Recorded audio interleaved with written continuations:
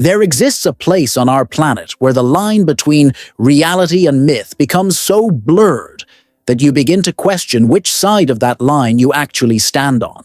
A threshold, a boundary, where the world we know transforms into something older, something that remembers a time before maps were drawn and before history was written down. What I'm about to share with you isn't just information about distant locations. It's an invitation to experience the sensation of standing at the edge of everything you thought you understood about this world. And perhaps, more importantly, it's an opportunity to discover what happens to a person when they come face to face with genuine mystery. The ocean covers more than 70% of our planet. 70%. Think about that number for a moment. Most of what we live on, most of what defines our world, remains unexplored. Not because we lack the technology, not because we lack the curiosity, but because there are places so vast, so deep, so fundamentally unknowable that even our greatest explorers approach them with a mixture of excitement and fear. The fear comes first, always. It arrives before we even realize we're afraid. It's the primal recognition that we're about to encounter something that exists beyond our control. In the depths of the Pacific Ocean, stretching across the Solomon Islands, there lies a region of extraordinary beauty and profound darkness. The Solomon Ocean, they call it, part of the vast Pacific that seems to hold secrets older than civilization itself. When you venture into these waters for the first time, something happens to your perception of reality.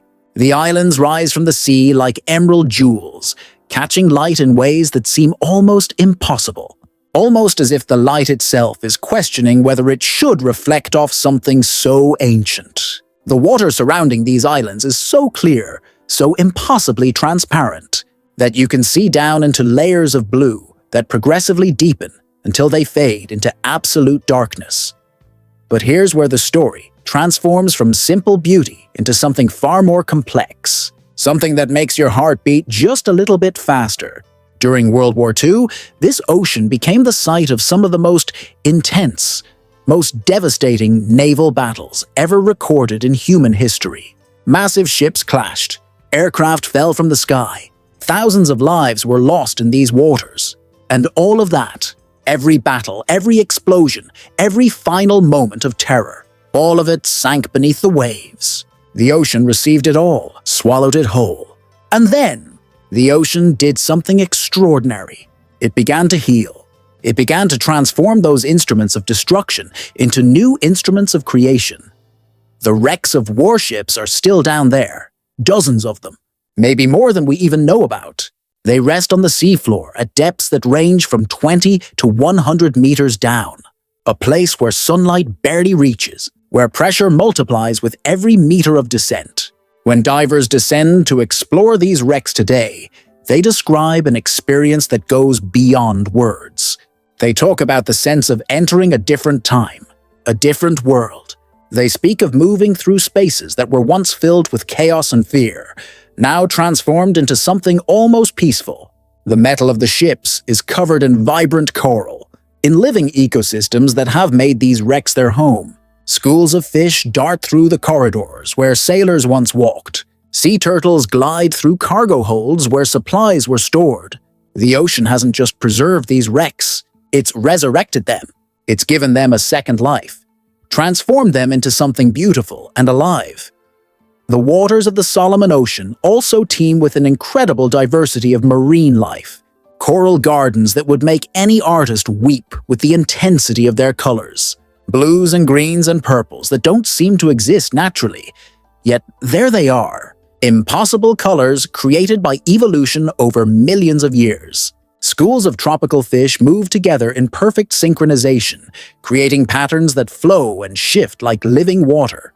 Rays glide peacefully through the underwater gardens, their bodies flat and graceful, moving through the water as if they're dancing through the air.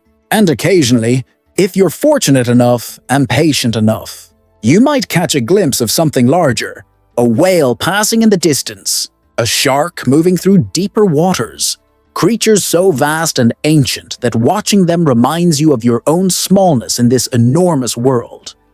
Beyond the wrecks and reefs, Beyond the surface beauty of these waters, the Solomon Islands themselves offer a unique and deeply significant experience. Remote villages dot these islands, villages where people maintain traditions that stretch back centuries, ways of living that have survived countless changes to the outside world. The landscapes here are as varied as they are breathtaking. Lush rainforests that seem to contain their own weather systems. Pristine beaches where you might walk for hours and see nothing but your own footprints in the sand. Towering volcanoes that rise from the sea like ancient guardians of the land. Their peaks often shrouded in mist and mystery. What makes the Solomon Ocean truly remarkable isn't just what you can see or experience there. It's the feeling that accompanies you when you're in these waters. It's a sensation that begins in your chest and slowly spreads throughout your entire body. A recognition that you're standing in the presence of something vast, something ancient, something that has witnessed more human history than any living person can comprehend. It's the feeling of being held by time itself. Every dive, every moment spent in these waters becomes a journey into the heart of the Pacific. Every island, every wreck, every wave that touches your skin carries a story.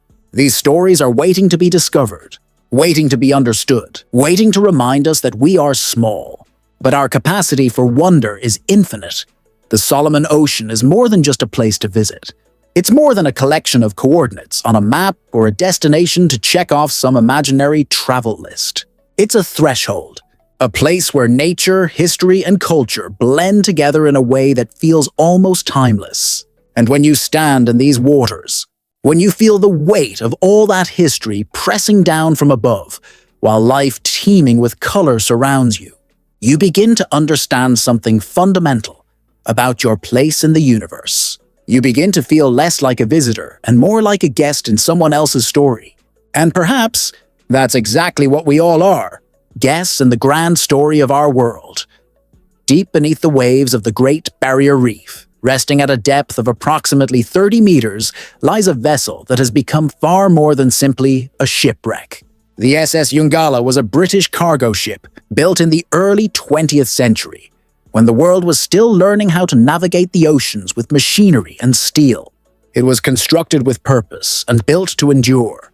But on a fateful night in 1911, this ship encountered something that no amount of engineering or human determination could overcome. A cyclone, a violent, swirling storm of such tremendous power that it reduced the vast Pacific to chaos. The ship was caught in that fury, overwhelmed. And on that terrible night, the SS Ungala sank to the bottom of the ocean, taking 122 people down into the darkness with it. For more than a century, for 112 years, that ship has rested in silence on the seafloor. 112 years of being separated from the world above. 112 years of waiting in the cold, crushing darkness. And yet, somehow, the ocean has been doing something remarkable with this tragedy. The ocean has been transforming it. When modern divers first descend toward the SS Ungala, they experience a profound shift in their understanding of what death means, what loss means, and what the passage of time actually means. The journey down is gradual. Slowly, the light from above begins to fade. The blues of the upper ocean give way to deeper blues, then to purples and indigos. The temperature drops with each meter of descent. The pressure increases. Your body begins to feel the weight of the entire ocean pressing in from every direction.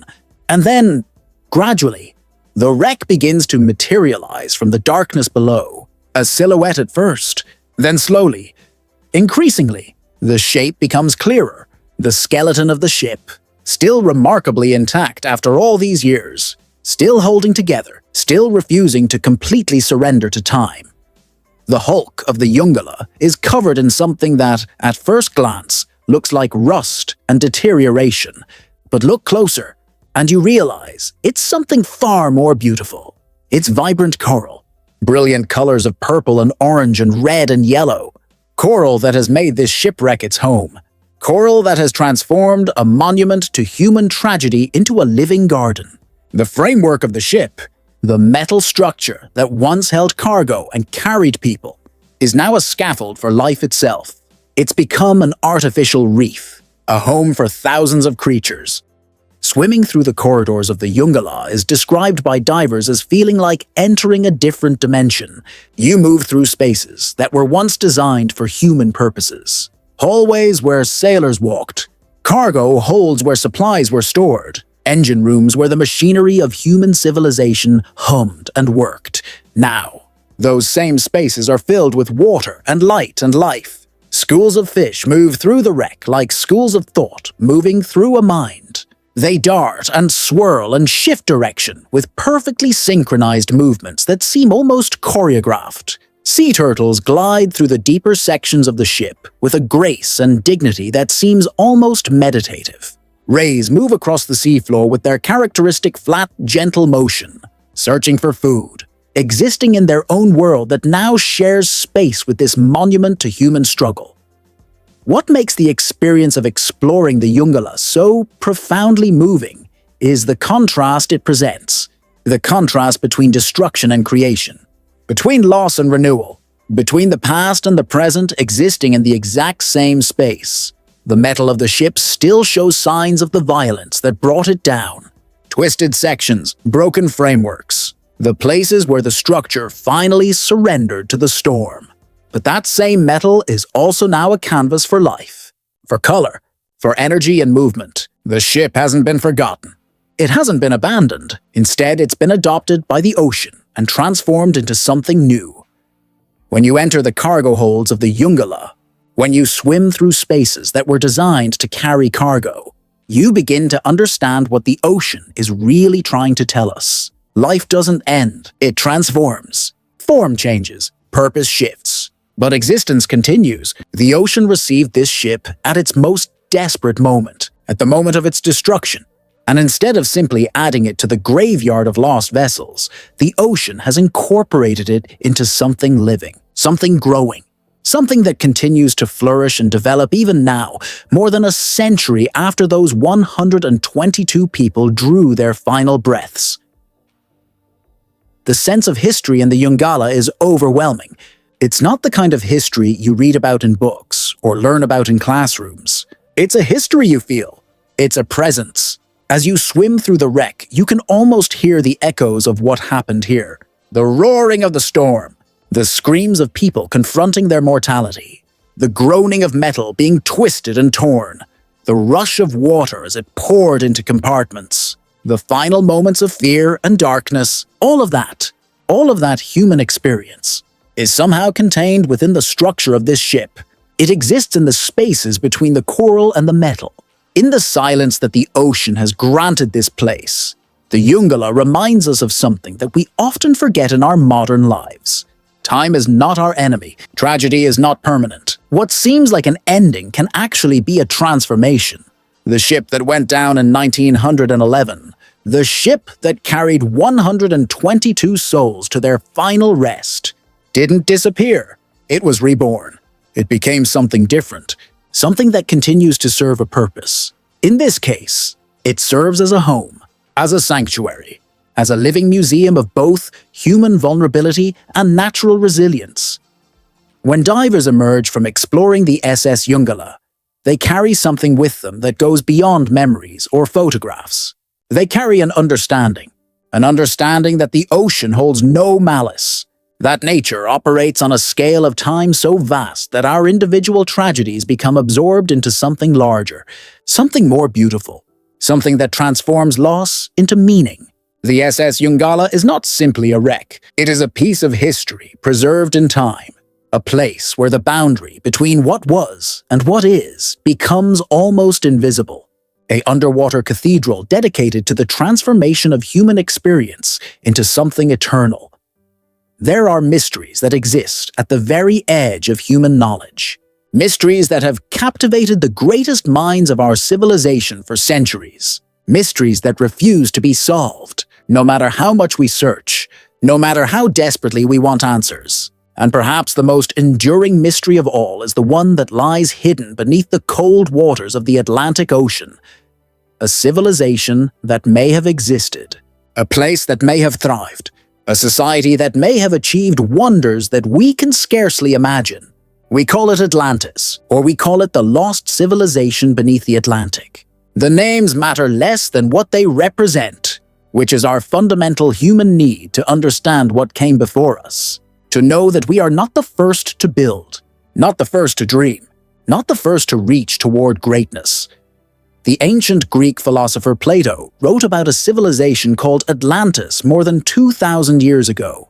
He described it as an advanced society, a place of tremendous power and knowledge, a place that existed in a golden age before something catastrophic happened, before it disappeared beneath the waves. For centuries, for 2,000 years, people have debated whether Plato was describing a real place or whether he was telling a philosophical allegory, a story meant to teach a lesson rather than to describe actual historical events. But what if the truth exists somewhere in between? What if there were real civilizations that flourished in locations we have yet to fully explore? What if the ruins are actually down there, waiting in the darkness, waiting to be discovered? When you descend into the deep waters of the Atlantic, when you move from the sunlit surface down into the realm of perpetual darkness, something shifts in your consciousness. The water grows colder, the pressure increases, the light from above fades until there is nothing but darkness and the beam of your flashlight, cutting through that darkness like a sword through the night. And then, gradually, shapes begin to emerge from the black. Stone shapes, geometric shapes, shapes that seem too precise to be natural, too intentional, too much like the work of human hands. There are reports from explorers and researchers of structures beneath the Atlantic that defy easy explanation. Pyramids, or structures that resemble pyramids, temples, or structures that resemble temples, walls made of massive stone blocks, fitted together with a precision that suggests advanced engineering knowledge, statues, monuments, artifacts covered in carvings and symbols that no one has successfully deciphered. These structures are often covered in coral, covered in layers of life that have accumulated over thousands of years. But the carvings are still visible, the details are still recognizable, the intent behind their creation is still apparent, even across the gulf of centuries or millennia that may separate us from the hands that created them. What makes the ancient civilization beneath the Atlantic so profoundly mysterious is not just the physical presence of these structures. It's the questions they raise. How advanced was the civilization that built them? What kind of knowledge did they possess? What kind of social organization allowed them to construct such monuments? What happened to them? Why did they disappear? And perhaps most unsettling of all, how much of human history have we completely misunderstood? How many civilizations have risen and fallen, flourished and disappeared, without leaving any trace in the historical record that we rely on? Some researchers believe that the structures beneath the Atlantic could be the remains of Atlantis, the literal fulfillment of Plato's description. Others argue that these ruins are remnants of real but long-forgotten societies, civilizations that existed in ancient times, that achieved remarkable technological feats, that then succumbed to natural disasters or warfare or internal collapse. Still others suggest that what we're seeing might be natural geological formations that merely resemble human construction, that our pattern recognition instincts might be leading us to see intention where none exists. But here's what's undeniable, what cannot be disputed, regardless of which interpretation proves correct. Something is down there, something real, something tangible. And that something challenges our understanding of history. It challenges our assumptions about human civilization. It forces us to confront the possibility that the story we've been told about the rise and development of human society might be incomplete. It might be missing entire chapters. It might be leaving out civilizations that were as advanced as our own, or perhaps even more advanced. When archaeologists and explorers examine these underwater ruins more closely, when they study the structures and the artifacts, they often report a profound sense of connection to the past. A feeling that they're not just observing archaeological evidence, they're not just collecting data, They're encountering the work of human hands from an age so distant that it feels almost mythical. They're swimming through the streets where people once walked. They're examining the temples where people once prayed. They're seeing the homes where families once lived and loved and struggled and dreamed, just as we do now. The structures beneath the Atlantic are often covered with intricate carvings, symbols that suggest a writing system, images that suggest religious or spiritual beliefs, representations that might be depicting daily life, or historical events, or mythological stories that were important to these people. The stone blocks that make up the walls and temples are massive, often several meters on each side, fitted together with such precision that it's difficult to slide a knife blade between them. This level of engineering precision suggests a civilization with significant mathematical knowledge of geometry, understanding of structural principles. What's particularly striking about these ancient ruins is how they trigger something deep within the human psyche. A sense of connection to the past, a recognition that we are part of a continuum of human civilization that stretches much further back than we usually acknowledge. Standing in front of these monuments, whether you're viewing them in person or examining photographs and documentation, creates a feeling of humility, a recognition of how little we truly understand about our own history, how many questions remain unanswered, how many mysteries remain unsolved. The civilization beneath the Atlantic may or may not be Atlantis. Historical evidence may eventually prove or disprove the theories about its origins and its fate. But regardless of what the eventual answers turn out to be, regardless of what historians and archaeologists eventually confirm or deny, these structures exist. They're real. They're there. And they represent something profound. They represent the enduring human desire to build, to create, to leave our mark on the world, to achieve something that will outlast us, that will carry our memory forward into ages we will never see. The ruins beneath the Atlantic are not just archaeological evidence. They're monuments to the human spirit. They're proof that we have always dreamed of reaching beyond ourselves. And perhaps they're also a warning, a reminder that civilizations that achieve greatness can also disappear, that what seems permanent can become lost. That time is both our ally and our adversary, creating and destroying, building and erasing, in an endless cycle that we are only beginning to understand. In the Red Sea, in waters that have been traveled for thousands of years by merchants and explorers and fishermen, there rests a shipwreck that has become one of the most famous and most explored dive sites in the entire world. The wreck Thistlegorm, a British merchant navy vessel, a ship that was built with the simple purpose of carrying cargo from one place to another. A ship that was performing its ordinary function when history intervened, when the world was consumed by war, when the sky itself became a battlefield. It was the year 1941. The Second World War was raging across Europe and into Africa and across the oceans. Every ship that traveled was potentially a target. Every voyage carried risk. The Thistlegorm was carrying military supplies, tanks, trucks, ammunition, supplies desperately needed by forces engaged in combat. The ship was doing its duty. It was performing its role in humanity's great struggle. And then, on that fateful night, German bombers found it. They attacked from above.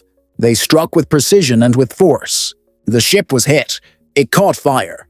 And slowly, inexorably, it began to sink. The Thistlegorm descended through the water, down through layers of darkness, until it came to rest on the seafloor of the Red Sea at approximately 30 meters depth. And there it has remained for more than 80 years. More than 80 years of silence. More than 80 years of existing in a place apart from the world above. And like the Jungala, like other wrecks in other oceans, the Thistlegorm has undergone a profound transformation. When modern divers first descend toward the Thistlegorm, when they begin their journey down into the deeper waters of the Red Sea, they experience a sensation that can only be described as entering a portal to another time. The wreck is remarkably well preserved. The structure is still intact, still recognizable, still holding its form despite the decades that have passed. The size of the ship is the first thing that strikes you. When you approach it, when you actually encounter it, the sheer scale becomes overwhelming. This is not a small vessel. This is a significant ship, a real ship that carried real cargo and real people. And now it exists in a space between two worlds, between the past and the present, between war and peace, between destruction and creation. As you move closer to the wreck, as you begin to explore its exterior, you notice the coral, vibrant coral in colors that seem almost impossible. Brilliant oranges and purples and yellows and reds. The coral has claimed the ship as its own. It has made the thistlegorm into a reef, a home, a sanctuary for thousands of creatures. Schools of fish swarm around the wreck, moving through the corridors and around the exterior walls, creating an almost living energy. It's as if the ship has been given a pulse, as if it has been resurrected into something new. The most remarkable discovery when you explore the thistlegorm is the cargo.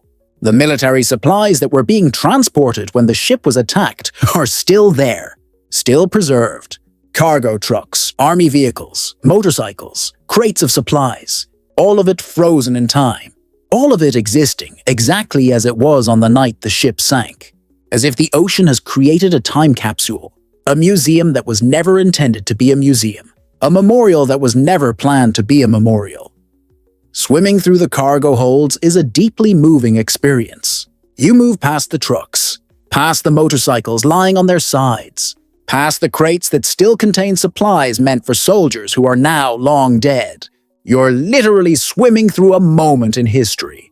You're witnessing the immediate aftermath of violence. You're seeing the direct consequences of human conflict, not as statistics or photographs, but as tangible physical reality. A motorcycle that someone was probably excited to ride.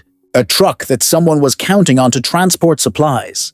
Objects that had meaning and purpose. And then suddenly, they didn't. They became part of a tragedy. Part of a sunken ship. But here's what's remarkable about the thistlegorm. Despite all of that sadness, despite all of that tragedy and loss, there's also something beautiful happening in this wreck.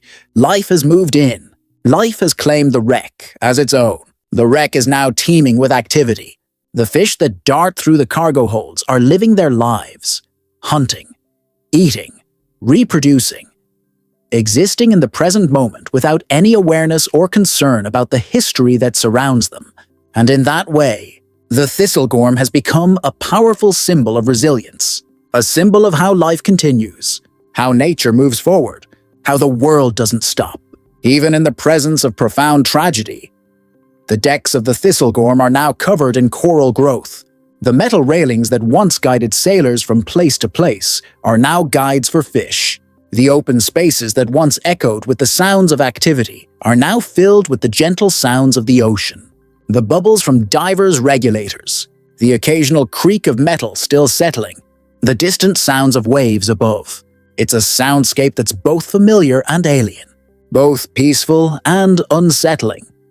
What strikes many divers when they explore the thistlegorm is a sense of profound peace. Despite the violence of its creation as a wreck, despite the tragedy of its sinking, despite the loss of life that occurred, there's a peace here, a tranquility. The ocean has accepted this ship. The ocean has incorporated it into its ecosystem. The ocean has transformed an instrument of war, a vessel that was part of human conflict, into something that now serves life instead of serving death. The contrast is almost overwhelming. It's almost too much to process emotionally. The thistlegorm is not just a dive site. It's not just a tourist attraction. It's a place of profound historical significance. It's a memorial to those who died. It's a testament to human resilience and to the ability of nature to heal and transform even the most tragic circumstances. It's a reminder that nothing is permanent, that time changes everything, and that even in the darkest moments of human history, life finds a way to continue. Life finds a way to flourish. Life finds a way to create beauty from tragedy. When you surface after exploring the thistlegorm, when you emerge from the water and look back at the ocean from above, you carry with you an understanding that has shifted something fundamental in your perspective. You understand, in a way that words cannot fully capture, that the world is far more complex than it appears on the surface. That beneath every ocean, beneath every story, there are layers of meaning that take time and patience and respect to fully comprehend. Off the coast of Belize, in the warm tropical waters of the Caribbean, there exists a natural wonder so profound, so visually stunning, that it seems almost impossible that something this remarkable could occur through natural processes alone. The Great Blue Hole, a massive circular sinkhole, measuring approximately 1,000 feet in diameter and extending down to a depth of 410 feet. A geometric perfection carved not by human hands, but by the patient work of time and water and the relentless forces of geology. The Great Blue Hole is part of the Belize Barrier Reef Reserve System, a UNESCO World Heritage Site that protects some of the most precious marine environments on our planet. It was formed over thousands of years, during the last ice age, when sea levels were dramatically lower than they are today. At that time, the area where the Blue Hole now exists was dry land. Limestone caves and passages developed underground, carved out by acidic rainwater that slowly dissolved the soft stone. And then, as the ice age ended, as glaciers melted and sea levels rose, the ocean reclaimed this land. The caves filled with water. The ceiling of the largest cave collapsed, creating the massive circular opening that we see today. A perfect circle of deep blue surrounded by shallow turquoise water, a visual paradox that seems to defy the laws of nature. The color of the Great Blue Hole is what makes it so distinctive, so recognizable, so instantly memorable. The deep blue color is created by the depth and clarity of the water within the hole itself. Light penetrates differently at different depths. At the depth of the Blue Hole, the water absorbs the red and orange wavelengths of light, reflecting only the blue wavelengths back to the surface. This creates that striking, almost impossible blue color, a shade so pure, so vivid, that it almost doesn't seem real. It seems like something that was created by an artist rather than by nature. Yet it's completely genuine, completely authentic, completely natural. The Great Blue Hole is a popular destination for divers and adventurers from around the world. People travel thousands of miles to stand on boats above this remarkable formation and stare down into its depths. Some descend into it, experiencing the sensation of diving into what feels almost like a portal to another world. Inside the hole, inside the circular boundary of deep blue, there are stalactites and other limestone formations, geological structures that were created when this area was dry land, when rain fell on stone and slowly, patiently, sculpted these formations over tens of thousands of years. Now those stalactites exist in an underwater cavern, a strange and beautiful place where geology and oceanography meet. The waters surrounding the Great Blue Hole are home to a diverse array of marine life. Sharks patrol these waters. Rays glide across the seafloor. Tropical fish of every imaginable color dart through the coral and the rocks. Sea turtles move through the water with graceful, deliberate strokes. The biodiversity in this region is extraordinary. It's one of the most vibrant and alive places in the entire Caribbean. The reef system that surrounds the Blue Hole is a living organism, constantly changing, constantly evolving, yet also maintaining a kind of equilibrium that has persisted for thousands of years. What makes the Great Blue Hole so profoundly moving, so emotionally powerful to experience, is the way it challenges our understanding of time. This formation took thousands of years to develop, thousands of years of rain falling on limestone, thousands of years of caves developing and growing, thousands of years of geological processes working on a scale that human minds struggle to comprehend. And then, in the relatively recent geological past, the environment changed, the ocean rose, the landscape was transformed, and what had been a cave system became an underwater wonder. What had been dry land became a thriving marine ecosystem. Standing above the Great Blue Hole, whether you're in a boat or viewing photographs from above, creates a sensation that can only be described as awe, pure awe, the perfect geometry of the circle, The stunning contrast between the deep blue of the hole and the lighter blue of the surrounding water. The knowledge that below the surface, far below, there are formations and caves and mysteries that most humans will never personally witness. It creates a sense of humility, a recognition of how vast the world is, how much of it remains unknown or barely understood, how much beauty exists in places that most of us will never visit. The Great Blue Hole has become iconic in our modern world. It appears in documentaries, it's featured in travel guides. It's become a symbol of natural wonder and geological majesty. People dream of visiting it. People speak about it with reverence and excitement. And yet, despite all of this attention, despite being relatively well-studied and well-documented, the Great Blue Hole retains an air of mystery. There's still so much about it that we don't completely understand. There are still questions about its exact geological history. There are still undiscovered chambers and passages within it. There's still the fundamental mystery of why nature creates something so perfectly beautiful. Why, in the seemingly random processes of geology and weather and time, a perfect circle emerges, a perfect shade of blue manifests, a perfect sanctuary for life develops. The Great Blue Hole reminds us of something essential, something that we often forget in our daily lives, consumed with work and technology and human concerns. The world is vast. The world is beautiful. The world operates on timescales that dwarf human existence. The world contains wonders that we can barely comprehend. And despite all of our technology, despite all of our knowledge and education and understanding, there's still so much that remains mysterious. Still so much that fills us with awe. Still so much that reminds us how small we are, how temporary we are, how fortunate we are to exist in this world, even for the brief span of time that we're given. When you look down into the Great Blue Hole, when you see that perfect circle of impossible blue, when you contemplate the thousands of years that it took to form, when you think about the countless other wonders that exist beneath the surface of our oceans, something shifts in your consciousness. You begin to understand that you're part of something immense, something ancient, something that will continue long after you're gone. The Great Blue Hole will continue to exist. The reef will continue to flourish. The sharks and rays and fish will continue to thrive. And someday, perhaps thousands or millions of years in the future, it might be transformed into something else entirely. Because that's what nature does. That's what time does. It transforms. It creates. It destroys. It renews. And in that endless cycle, there's a kind of perfection that transcends human understanding.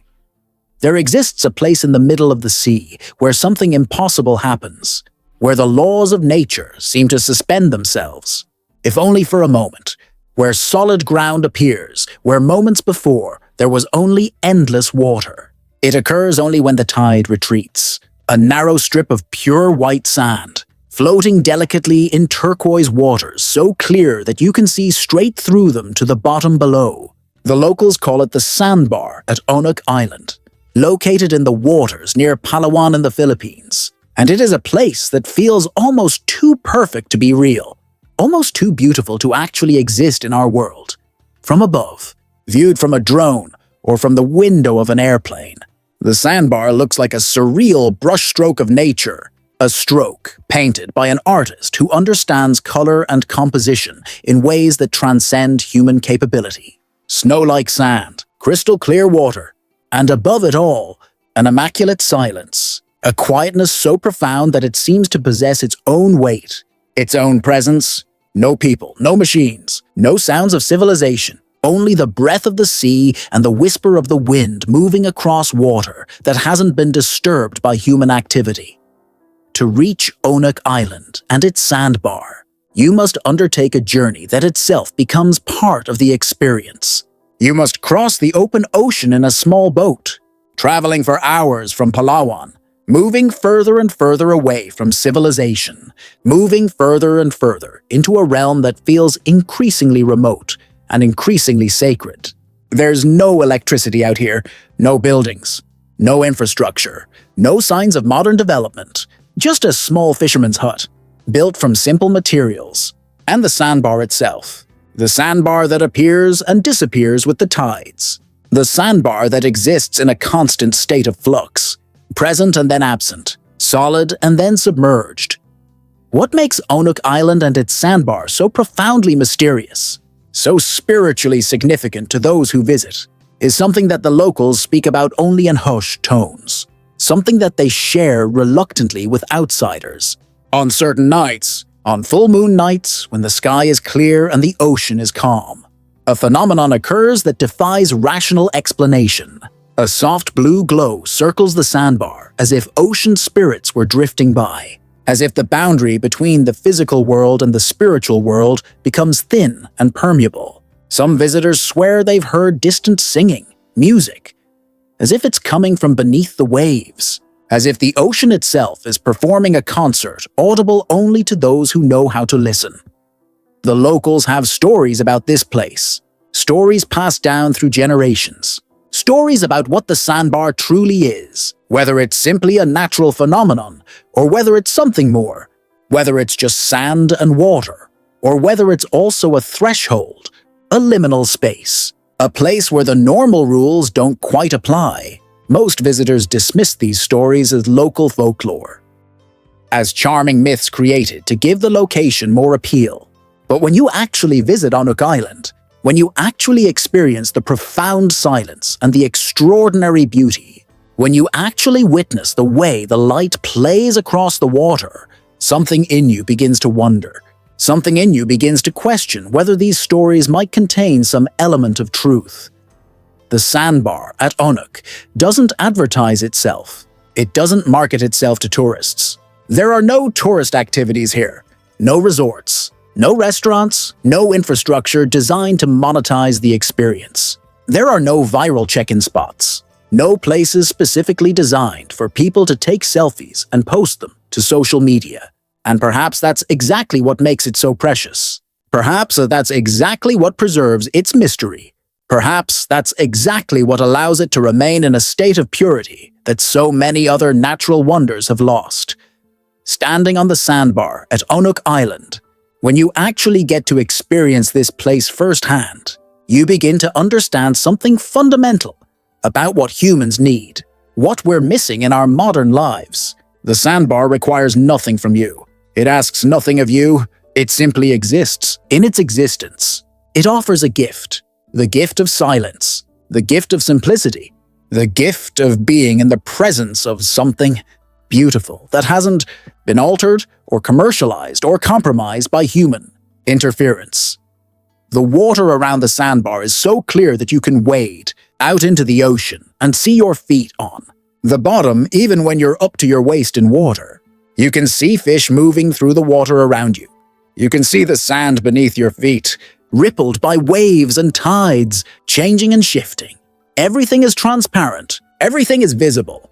There are no secrets, no hidden depths, just clarity, just transparency, just the fundamental truth of water and sand and light interacting in ways that create beauty.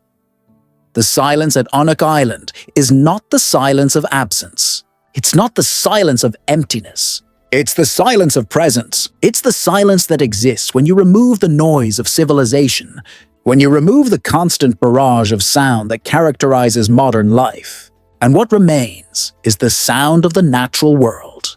The sound of waves, the sound of wind, the sound of your own breathing, the sound of your own heartbeat, the sound of being alive in a place that is also alive, a place that is thriving, a place that is existing in its own rhythm and its own time.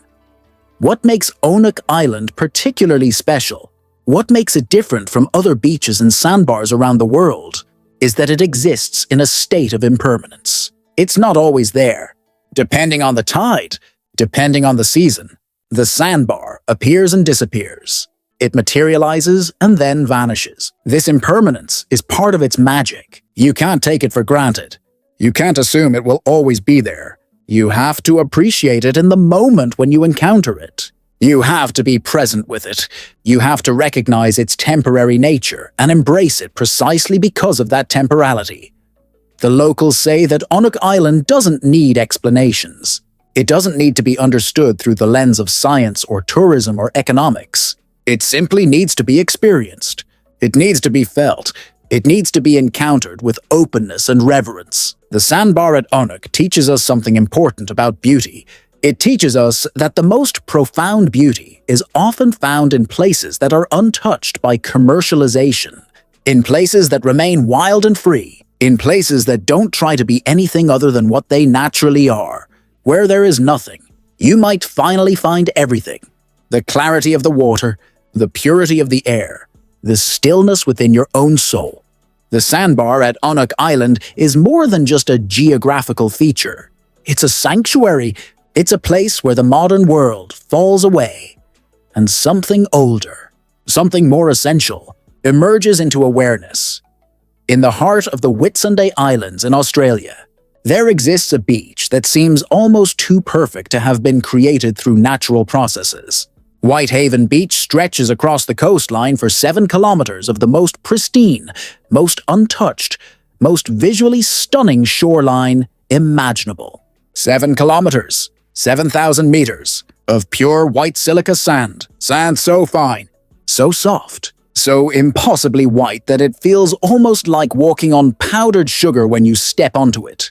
This is a beach that feels like a dream brought to life, like something that an artist painted onto reality, like a place that shouldn't exist, but inexplicably, undeniably, does.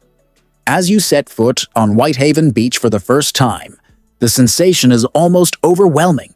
The sand beneath your feet has a quality to it that's different from any other beach you might have experienced. It's not rough. It's not gritty. It's almost impossibly fine, almost impossibly soft. With each step, you sink slightly into the sand, and it feels like you're walking on something that's simultaneously solid and ethereal. The sand is warm from the sun. It holds the heat. It releases the heat slowly. It becomes almost part of your body as you walk across it barefoot. And then there's the water. The water lapping against the shore is a shade of turquoise so vivid, so impossibly blue-green, that it seems almost unnatural. Seems almost like it's been artificially colored. Seems almost like someone has taken all the beauty of tropical waters and concentrated it into this one location. The water is so clear that you can see all the way down to the coral below. You can see the shapes and colors of the marine life moving through the shallow water. You can see the texture of the sand beneath the water. You can see through the water as if it's not there at all, as if you're looking through air rather than through ocean. The Whitsunday Islands are often considered one of the most beautiful places on Earth. And Whitehaven Beach, without question, is the crown jewel. The jewel in the crown of an already spectacular region.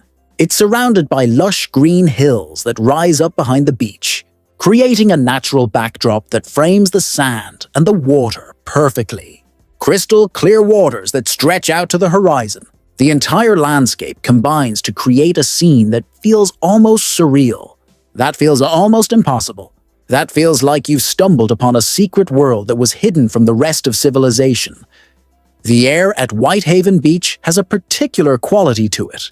It's fresh, it's crisp. It carries the scent of the ocean, the salt, the marine life. But it's not overwhelming. It's refreshing. It's invigorating. The salty breeze moves across your skin and reminds you that you're alive, that you're present in a place that is fundamentally different from anywhere else you've ever been. It's quiet here, profoundly quiet, nothing but the sound of the waves, nothing but the occasional seabird soaring overhead, calling out across the water. What makes Whitehaven Beach even more special? What makes it unique among the world's beaches is its accessibility, or rather, its deliberate inaccessibility. The beach is only accessible by boat or by seaplane. You can't drive to it. You can't take a bus to it. You can't walk to it from any other location. You have to make a deliberate choice to journey out into the ocean to reach it. You have to commit time and resources to getting there. And perhaps because of that, perhaps because it requires effort to visit, it has maintained a quality of purity and pristineness that so many other famous beaches have lost to over-tourism and commercialization. When you spend time on Whitehaven Beach, When you actually get to experience this place in person, you begin to understand something about what humans truly need, what we're craving in our modern lives. We're craving space. We're craving silence. We're craving beauty that hasn't been filtered through a screen or mediated by technology. We're craving connection with something real, something natural, something that exists independent of human needs or human desires. Whitehaven Beach offers all of this. It offers an escape, a refuge, a place where you can step away from the world and immerse yourself completely in nature. You can spend hours on Whitehaven Beach doing very little, relaxing under the warm sun, letting the sand warm your body, letting the sound of the waves become the only thing you're aware of, watching the water change colors as the angle of the sun shifts throughout the day.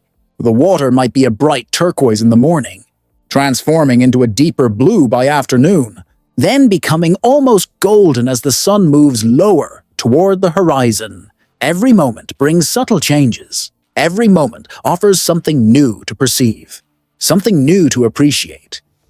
The sunsets at Whitehaven Beach are particularly remarkable.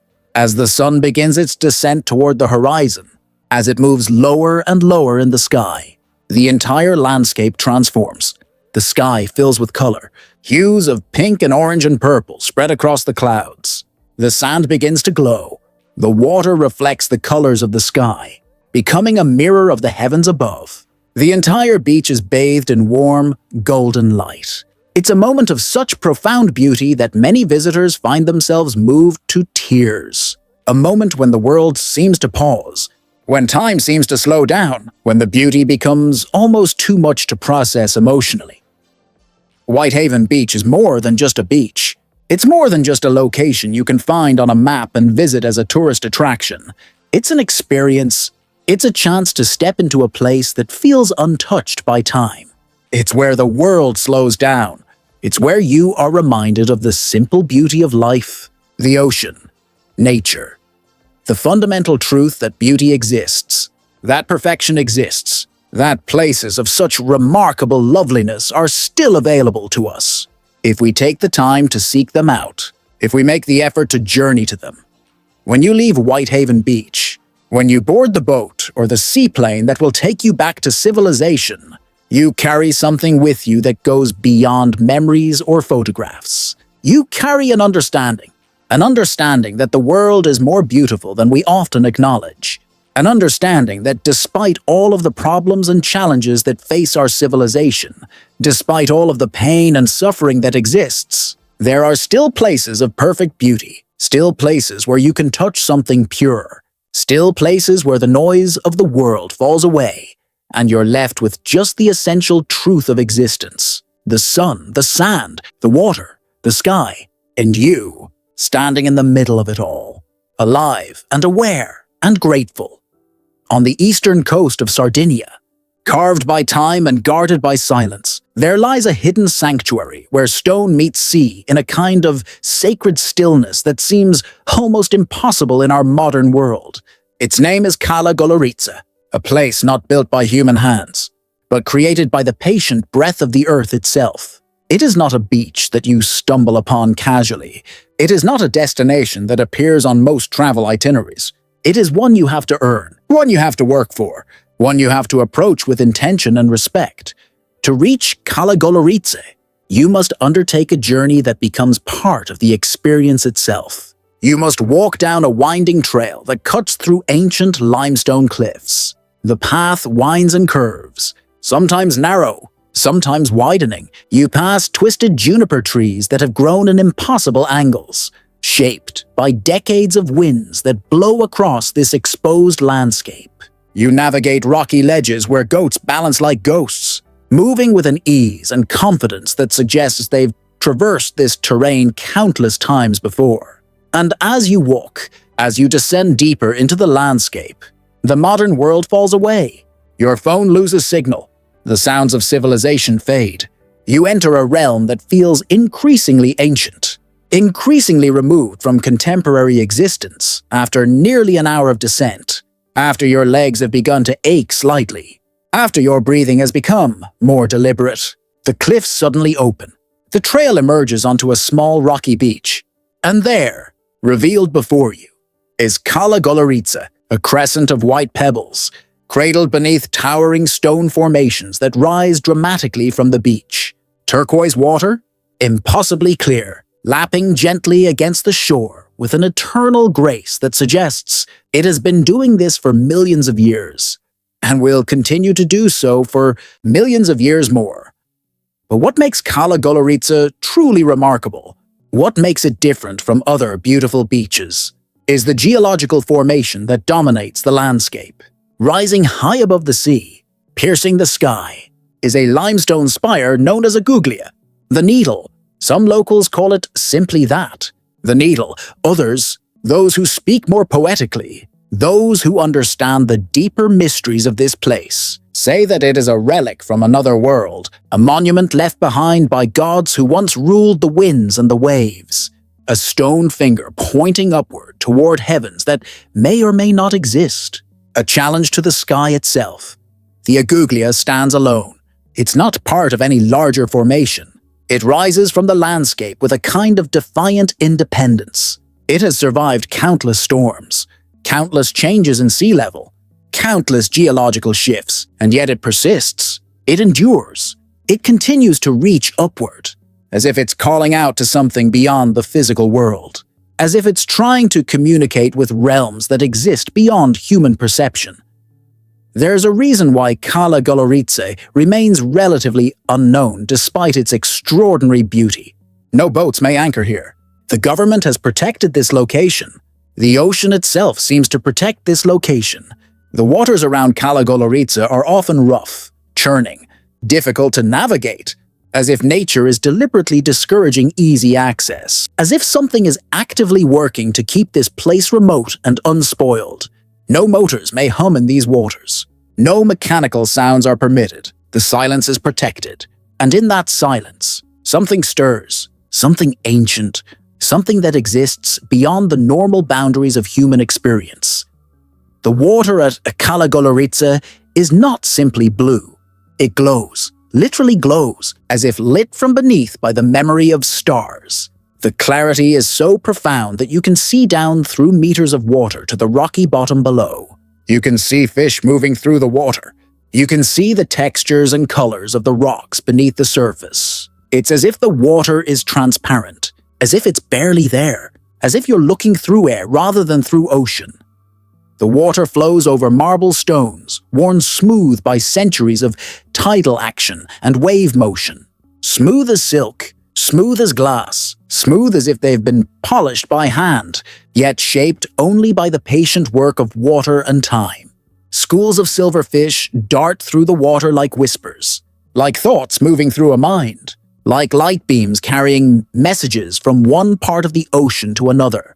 Each ripple in the water tells a story of time, a story of solitude, a story of untouched wonder. The locals speak about Kala Goloritsa with reverence. They say that this place has a soul, that when the wind blows just right through the peak of the Aguglia, when the conditions align in precisely the correct way, you can hear it sing. Not a song made of melody, but a song made of vibration, like breath moving through a flute of stone, like the earth itself is breathing, like the mountain is communicating with something beyond our normal perception. They say that the mountain watches those who enter, that it observes visitors with an ancient awareness, that it only opens its full beauty, only reveals its deepest secrets. To those who arrive with reverence, to those who approach with respect, to those who understand that they are entering a sacred space and conduct themselves accordingly. Kala Goloritsa is not for those who seek entertainment. It's not for those who want to take selfies and post them to social media. It's not for those who view nature as a commodity, to be consumed and then discarded. Kala Goloritsa is for those who seek presence, for those who understand that some places demand more than casual visitation, for those who recognize that certain locations possess a kind of sanctity that transcends ordinary experience. A moment at Kala Goloritsa is suspended in the hands of nature. No phone rings here, or if it does, you don't answer it. No voices shout. No sounds of civilization penetrate this sanctuary. Only the sea and your own heartbeat louder than ever before. Only the wind and your own breathing. Only the stone and your own thoughts. Cala Goloritsa is not a destination in the traditional sense. It's not a place you check off a list and move on from. It's a quiet awakening. A reminder that some of the most powerful places on Earth do not announce themselves. They don't market themselves. They don't try to attract attention. They simply wait. They endure. They persist in their beauty and their mystery until the right soul arrives and listens. Until someone approaches with the correct attitude and the correct intention. And when that happens, when that alignment occurs, the place reveals itself, not all of its secrets, but enough. Enough to change you. Enough to remind you of what's real. Enough to shake you awake from the sleepwalking that characterizes so much of modern existence. Off the coast of Komodo Island, where ancient dragons still walk the earth, where the ground itself seems to breathe with a heat that feels almost primordial. There exists a shoreline unlike any other on our planet, a beach that defies conventional description, a beach that challenges our understanding of what beaches can be, a beach of pink, not painted, not artificial, not created through human manipulation, but naturally born from crushed coral, from centuries of tides, from the whispers of a world untouched by modern civilization. They call it simply Pink Beach. And when you first see it, when you actually encounter this phenomenon with your own eyes, something shifts in your understanding of reality. The sand here doesn't conform to your expectations of what sand should look like. It blushes with an impossible hue, a soft rose kissed by the sea. It's as if the beach is blushing at being observed, as if it's shy about its own extraordinary beauty. The color comes from the crushed shells of red coral, from tiny fragments of marine life that have accumulated over millennia, creating a substrate that exists nowhere else in quite the same way. When the sun begins its descent toward the horizon, when it moves lower and lower in the sky, the entire coastline glows. It glows like embers cooled by time, like the last remnants of a fire that has been burning for thousands of years. The pink sand becomes more vivid, more intense, more almost alive with color. The transformation is so profound that it almost doesn't seem real. It seems like something from a dream, like something that exists only in imagination, or in painting, or in film. Yet it's completely real, completely tangible, completely accessible to anyone willing to make the journey to witness it. The water at Pink Beach is so clear it almost disappears. It's there. You know it's there, but visually it seems to vanish. You look down and see the pink sand beneath the water as if there's no water between you and the sand at all. You can see every grain, every color variation, every texture. The water reflects the sky like a mirror, a perfect mirror, as if the boundary between sea and sky has been erased, as if you're standing between two heavens, one above and one below. When you wade out into the water at Pink Beach, when you move away from the shore and into the deeper regions, you enter a realm of extraordinary color and life. Below you lies a coral garden, alive with vibrant hues that seem almost impossible. Reds and oranges and yellows and purples and blues. Colors that nature has created over millions of years through the process of evolution and adaptation. You're floating between worlds, suspended between the sky above and the ocean below. The pink sand visible beneath you creates an almost surreal context.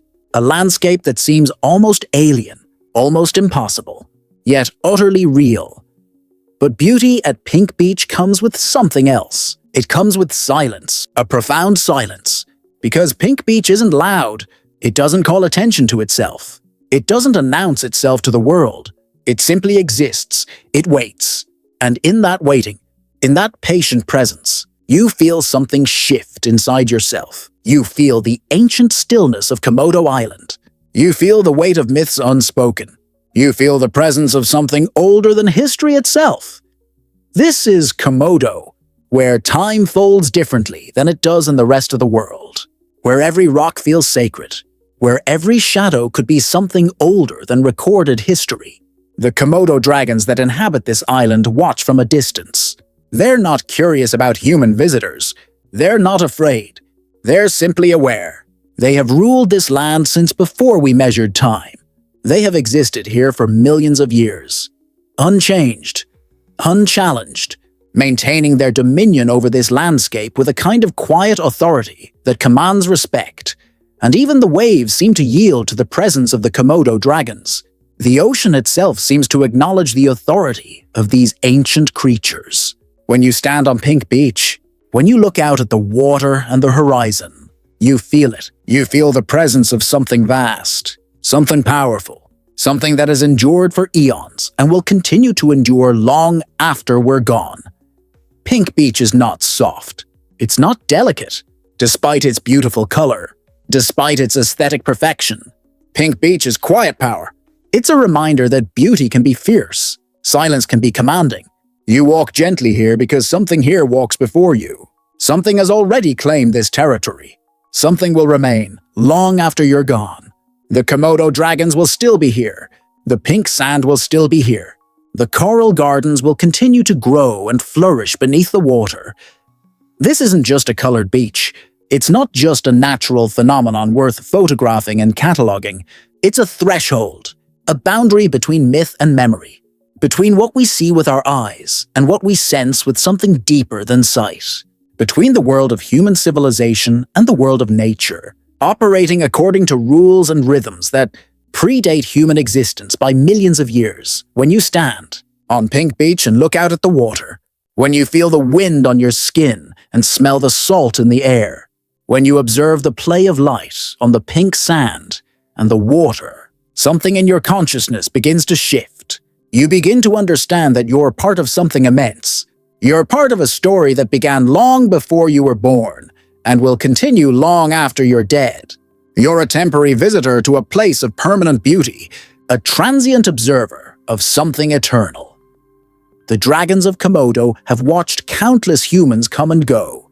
They've observed civilizations rise and fall. They've seen empires grow and crumble, and yet they persist. They endure.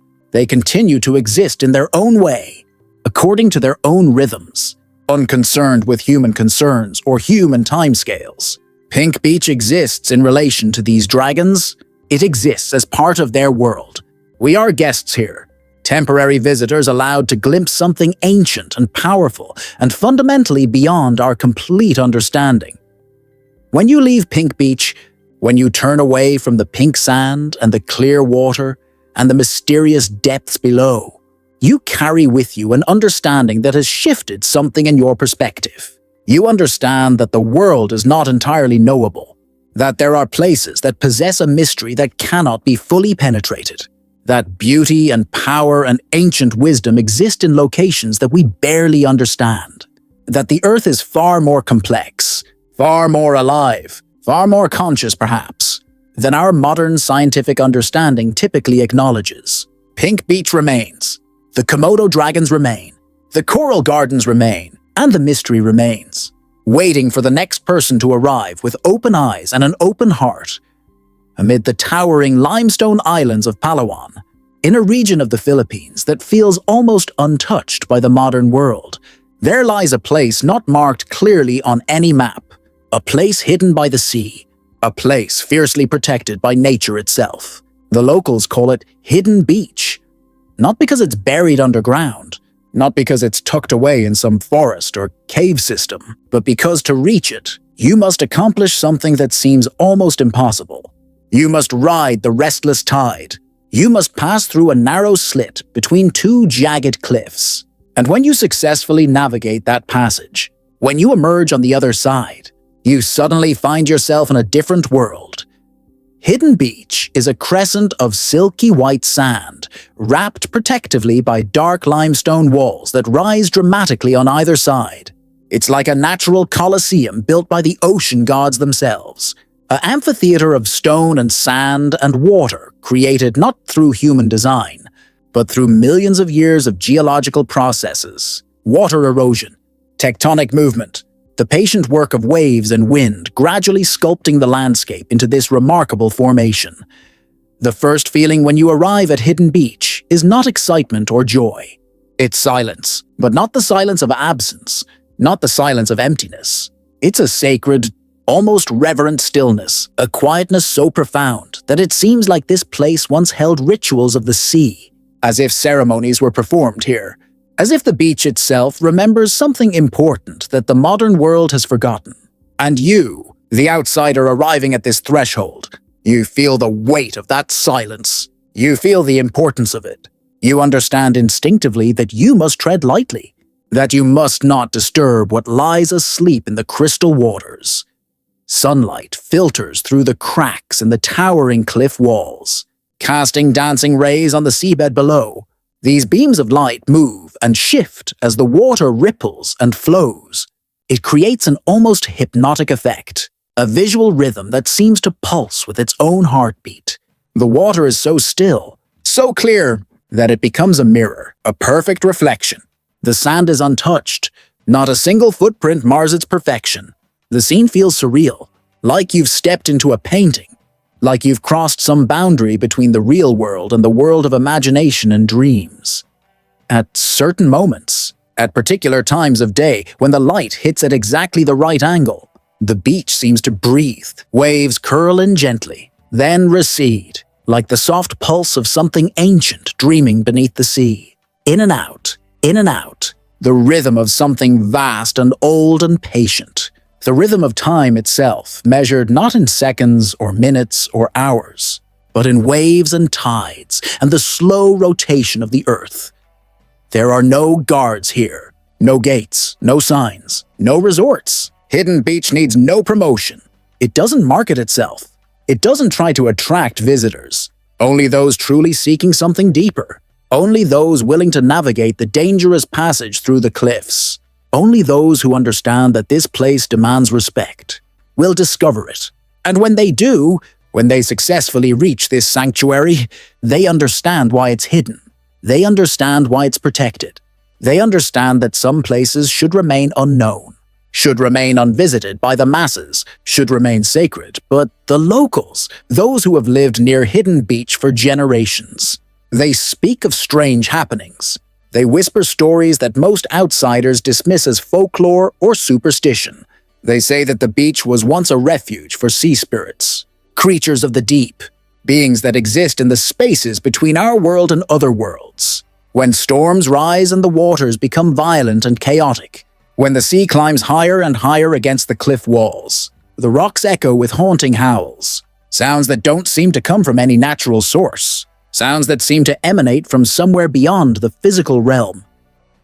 On full moon nights, when the moon is bright and the sky is clear, faint bluish lights flicker beneath the waves. Not the bioluminescence of plankton, not fireflies or any other known source of light, but something else, something that moves with intention, something that seems almost conscious. Visitors who have witnessed these lights describe them as beautiful, but also unsettling. As if they're witnessing something that exists just beyond the boundaries of normal experience, just outside the realm of what we can easily explain through science and reason. The true secret of Hidden Beach is not in what it shows. It's not in the visual beauty or the geological formations or the perfect sand and perfect water. The true secret is in what it stirs inside you, standing within the stone embrace, gazing out at the endless blue. You feel small, profoundly small, no longer a traveler, no longer a tourist collecting experiences and memories. Just a soul, quiet and aware in the presence of something vast and unnamed, something that exists according to its own rules, something that doesn't care about human classification or human understanding. Hidden Beach won't make you shout, "Wow," in the way that obvious tourist attractions do. It won't provide the kind of instant gratification or immediate emotional rush that we've become conditioned to expect. Instead, it will make you pause. It will make you still. It will make you quiet inside. And then, later, when you've left this place and returned to your normal life, it will haunt you. It will come back into your thoughts at unexpected moments. It will make you wonder. It will make you question. It will make you long to return. The passage through the cliffs that provides the only access to Hidden Beach is narrow and challenging. The tides are unpredictable. The rocks are sharp. The current can be strong.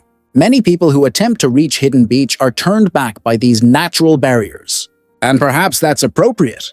Perhaps only those who are truly meant to experience this place will successfully navigate the obstacles. Perhaps the difficulty of reaching Hidden Beach is part of what preserves its sanctity, part of what keeps it from being overrun by casual tourists, part of what maintains its mystery and its power.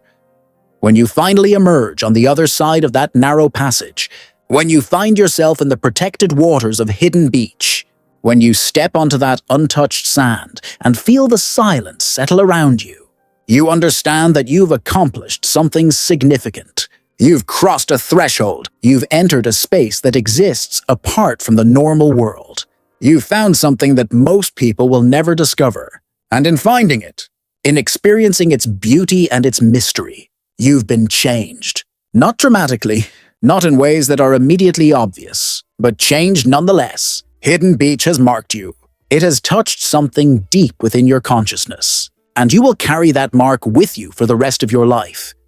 There exists a phenomenon in our world that challenges everything we think we know about the nature of reality itself. A phenomenon that occurs in specific locations, at specific times, under specific conditions. A phenomenon that defies rational explanation, yet occurs with enough consistency that it cannot be dismissed as coincidence or imagination. We call these places threshold locations, places where the boundary between the physical world and something beyond becomes thin and permeable. Places where the laws of nature seem to operate differently. Places where mystery penetrates the fabric of everyday experience. Throughout human history, across cultures and continents, people have reported experiences at certain locations that cannot be easily explained through conventional science. Unexplained lights, mysterious sounds, sensations of presence, encounters with phenomena that exist just beyond the reach of our instruments and our understanding. The ancient peoples who inhabited these places, the civilizations that preceded us, they recognized these locations as sacred. They built temples there. They performed rituals there.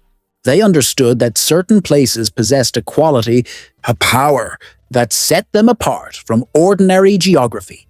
In the Solomon Islands, divers report strange phenomena in the deepest trenches, sounds that shouldn't exist in those depths, lights that have no known source, equipment malfunctions that occur with a consistency that suggests something more than random technical failure. In the waters near the wrecks of ancient ships, explorers have reported the sensation of being observed, the feeling of presence, the overwhelming awareness that they are not alone in these depths, that something is aware of their presence, that something ancient is watching. Near Cala Goloritze, in Sardinia, locals speak of hearing music on certain nights. Music with no source, music that seems to emanate from the earth itself or from the sea itself. Visitors to the location report feeling overwhelmed by emotion when standing near the Aguglia. Some describe it as the presence of something sacred, something that demands reverence, something that operates according to principles that our modern scientific worldview has no framework to understand or explain. The phenomenon isn't limited to oceanic locations. Throughout the world, in mountains and forests and deserts, people report similar experiences. Places where time seems to behave strangely, where coincidence becomes almost impossible to ignore, where probability itself seems to be suspended, where people have profound spiritual experiences, moments of clarity, revelations about the nature of existence that fundamentally alter their understanding of reality. Indigenous peoples, the first inhabitants of many of these locations, often possess detailed knowledge about these threshold places. They understood their properties. They understood how to approach them. They understood the protocols for interacting with whatever presence or force inhabited these locations. And when modern civilization arrived, when these places were colonized and mapped and incorporated into our globalized world, much of that knowledge was lost, dismissed as superstition, categorized as folklore, relegated to the status of myth, rather than recognized and practical understanding of real phenomena. But there's growing evidence that these ancient peoples were onto something, that their understanding, while expressed in different language and framework than modern science, was pointing towards something real, something that exists, something that continues to operate in these locations, regardless of whether modern science can explain it or not. The threshold locations persist. The phenomena continue to occur.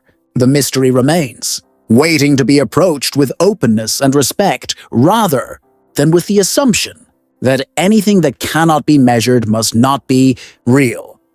What's particularly intriguing about threshold locations is that they seem to affect people differently, depending on the attitude with which they approach the place. Those who arrive with skepticism and dismissal often report nothing unusual.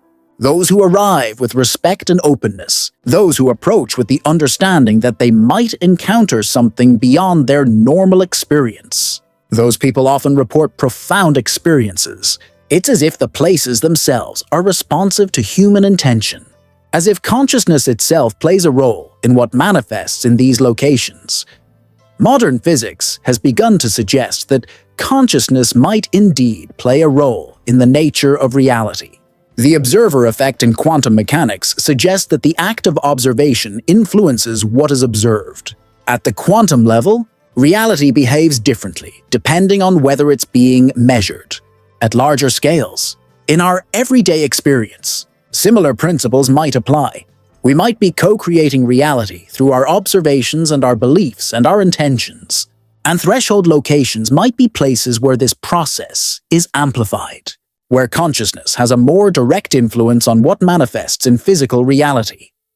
The threshold locations also seem to exist in relationship to geological features.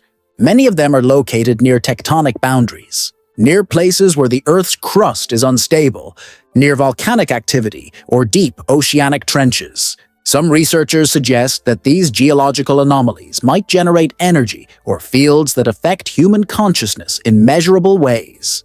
That the Earth itself might be generating frequencies or radiation that we don't normally perceive, but that influence us nonetheless. That certain locations on our planet possess unique energetic signatures that affect anyone who enters them. What's undeniable is that people are drawn to these places. That throughout human history, throughout our entire existence as a species, we have been drawn to certain locations with an almost magnetic force. We have built temples there. We have made pilgrimages there.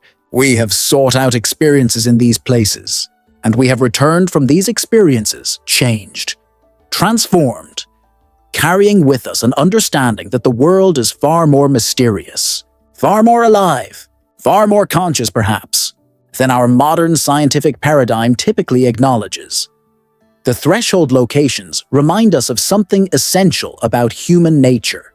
We are creatures who need mystery. We are beings who require places and experiences that expand our understanding of what's possible. We are consciousness experiencing itself, and part of that experience involves encountering phenomena that we cannot fully explain, that we cannot fully control, that remind us of our own smallness and our own limitations. Whether the mysteries of these threshold locations can eventually be explained through conventional science remains to be seen.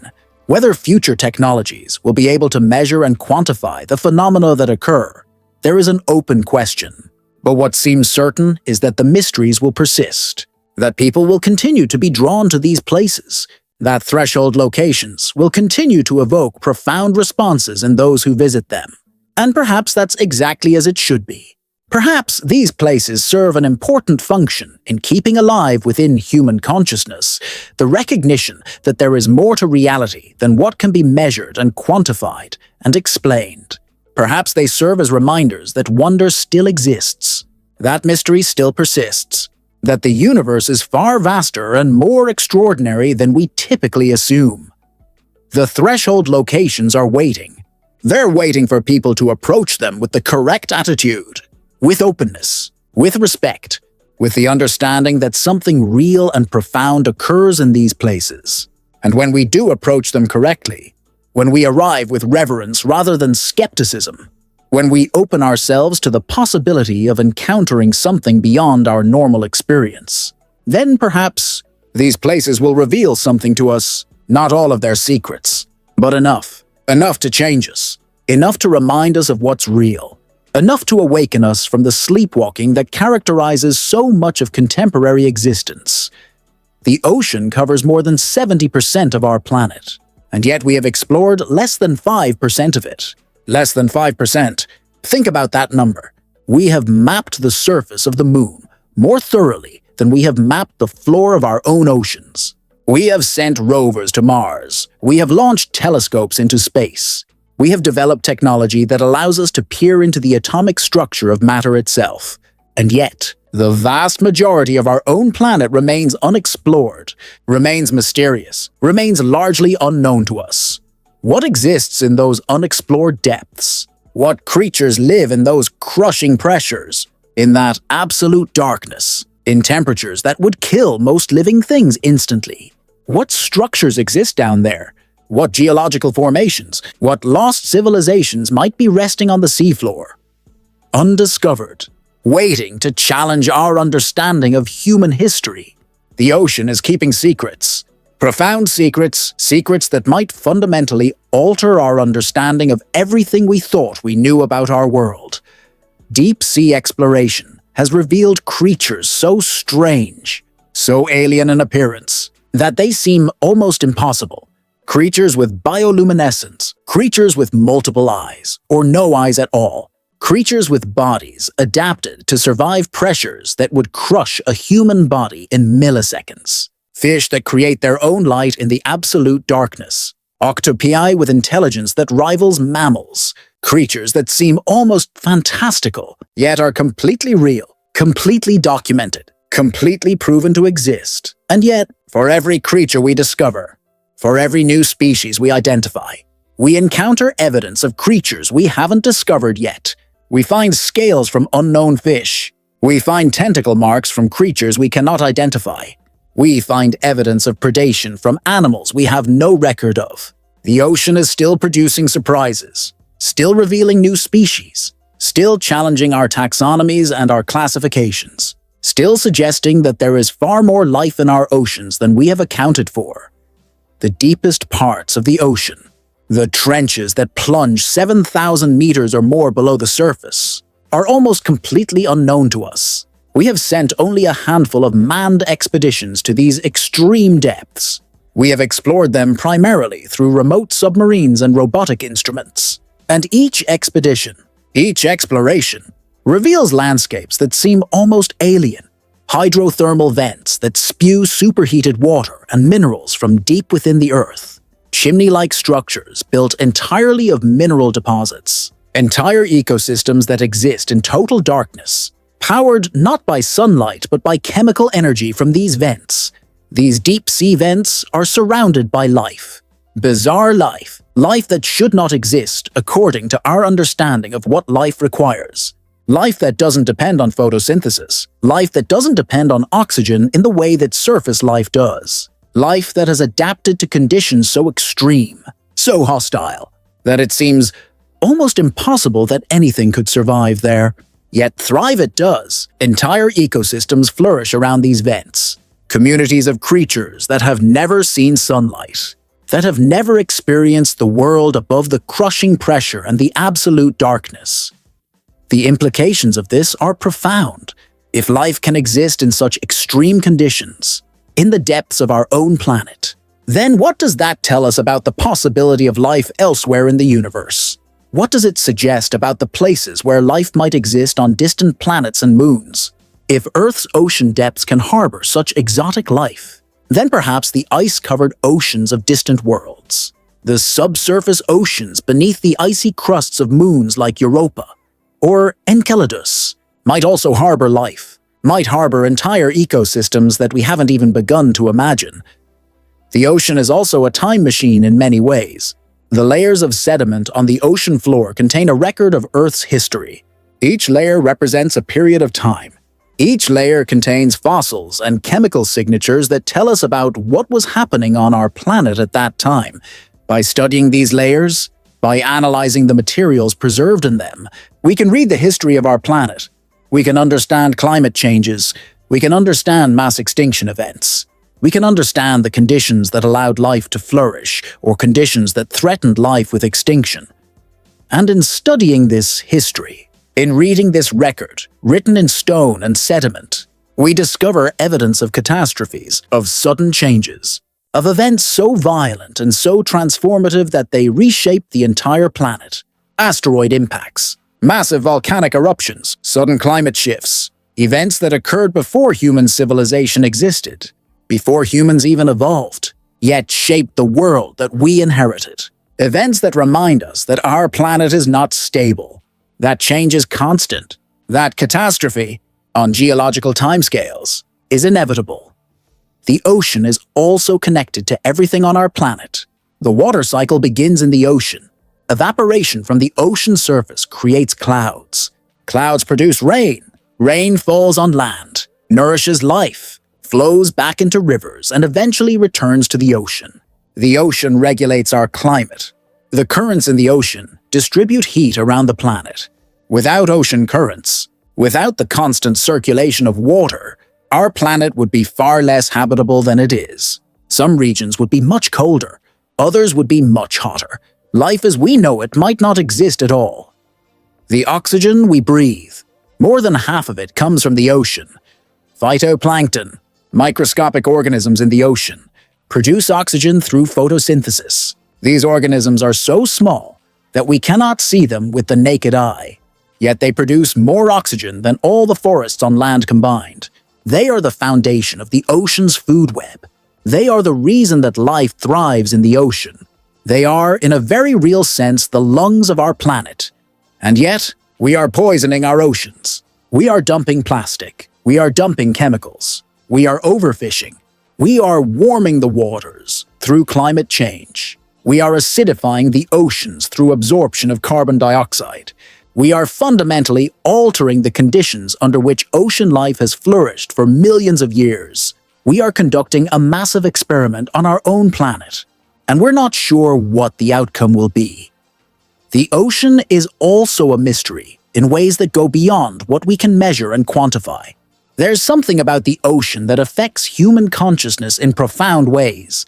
Standing at the edge of the ocean, looking out at the vastness of it, people often report feeling small, feeling connected to something larger than themselves, feeling a sense of awe and humility. The ocean seems to trigger something deep within the human psyche, something primal, something that remembers that we come from the ocean, that life itself originated in the ocean, that we are, in a very real sense, made of ocean water.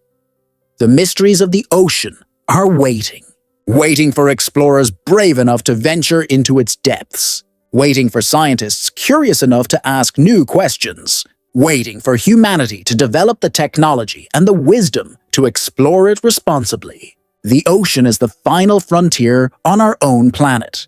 It is the last great wilderness. It is the place where we are most likely to encounter the unknown, the place where we are most likely to discover things that will fundamentally change our understanding of life, of our planet, and of ourselves. The ocean is calling. It's asking us to come deeper, to venture further, to explore what lies beneath the surface, and perhaps, if we listen carefully, if we approach it with respect and reverence, it will reveal some of its profound mysteries to us. Throughout human history, across every culture, across every civilization that has ever existed, people have been drawn to the water, to the ocean, to rivers, to lakes. There's something in the human spirit that responds to water in ways that we don't fully understand. Water has been sacred to virtually every religion. Water has been the center of virtually every major civilization. Water has shaped where humans settle, where we build our cities, where we develop our cultures, and perhaps that's because we understand at some deep level that we are water, that our bodies are more than 60% water, that we came from the ocean, that life itself originated in the ocean, that we carry within us the memory of that origin, encoded in our DNA, written into the structure of our consciousness. When we look at the ocean, when we stand at its edge and gaze out at its vastness, we are looking at something that is fundamentally part of us, something that is familiar, yet also infinitely mysterious. Water responds to human consciousness in ways that modern science is only beginning to understand.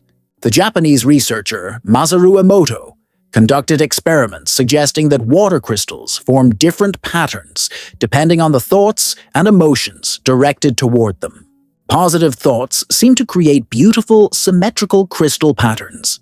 Negative thoughts seem to create chaotic, disorganized patterns. While his work remains controversial and hasn't been fully replicated under strict scientific conditions, it points toward a possibility that fascinates researchers and philosophers alike. What if consciousness can influence physical matter? What if our thoughts and emotions have a direct effect on the material world around us? The implications of this possibility are staggering. If consciousness can influence water, and if our bodies are primarily composed of water, then what does that suggest about the power of our thoughts to influence our own health, our own healing, our own well-being? What does it suggest about the power of intention, about the power of positive thought, about the power of belief? These are questions that sit at the intersection of science and spirituality, questions that our current scientific paradigm struggles to address adequately. Water also possesses remarkable properties that seem almost magical. It's one of the few substances that becomes less dense when it freezes, which is why ice floats. This property is essential for life in cold climates. Because if ice sank, if it became more dense than liquid water, then lakes and oceans would freeze from the bottom up, trapping all the life inside in solid ice.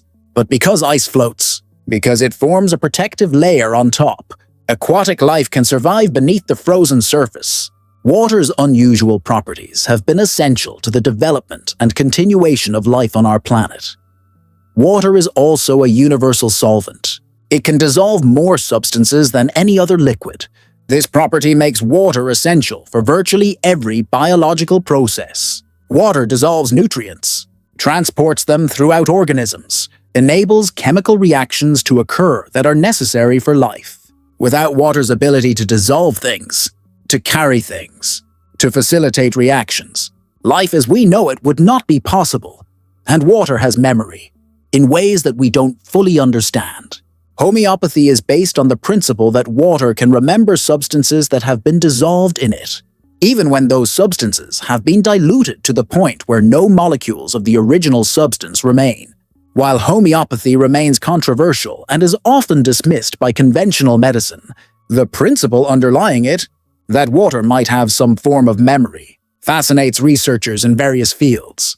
What if water does have the capacity to record information, to carry patterns or vibrations or some other form of imprint? What if water is far more sophisticated as a medium than we have given it credit for? The ocean itself seems to possess a kind of consciousness, or at least, the behavior of ocean life suggests coordination and communication on a level that we're only beginning to understand. Whales sing to each other across vast distances. Fish coordinate their movements in schools so perfectly synchronized that the schools move almost as a single organism. Octopi solve complex problems, use tools, display intelligence that rivals many mammals. The ocean seems almost alive, almost conscious, almost aware. There are phenomena in the ocean that we cannot easily explain.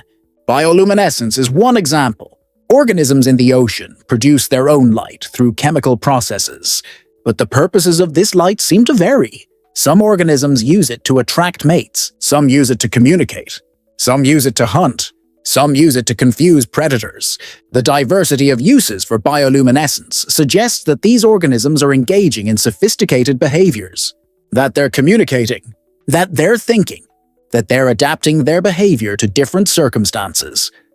The migration patterns of ocean creatures are another phenomenon that remains somewhat mysterious. Some whales travel thousands of miles each year, migrating between feeding grounds and breeding grounds. How do they navigate? How do they find their way across vast stretches of open ocean? They seem to navigate using magnetic fields, using the position of the sun and stars, using landmarks on the seafloor, using acoustic signals from other whales. It's an incredibly sophisticated navigation system, one that has been refined through millions of years of evolution. It suggests that ocean creatures possess knowledge and abilities that we have only begun to comprehend. Dolphins are another example of ocean consciousness that fascinates researchers. Dolphins are highly intelligent. They use language, they play. They seem to experience emotions. They form complex social relationships. They teach their young, in some ways. Dolphins possess all the markers of what we would call a conscious species, and yet they're living in an environment so different from ours, navigating a sensory world so different from what we experience, that we can barely imagine what consciousness is like for them. Recent research has also revealed that ocean creatures possess a form of awareness that's distributed, that's not localized in a brain the way human consciousness is. Jellyfish have no centralized nervous system, yet they respond to their environment in sophisticated ways. They avoid predators. They seek food. They reproduce. They seem to possess something that we might call intelligence or awareness. Yet it's organized so differently from how our consciousness is organized that it challenges our fundamental assumptions about what consciousness is. The ocean is teaching us that consciousness might be far more widespread in the universe than we have assumed. That consciousness might take forms that we don't readily recognize. That awareness and intelligence might exist in systems that we wouldn't traditionally classify as conscious. This has profound implications. If consciousness is more common than we thought, if it exists in forms we don't easily recognize, then perhaps we need to fundamentally revise our understanding of the world around us.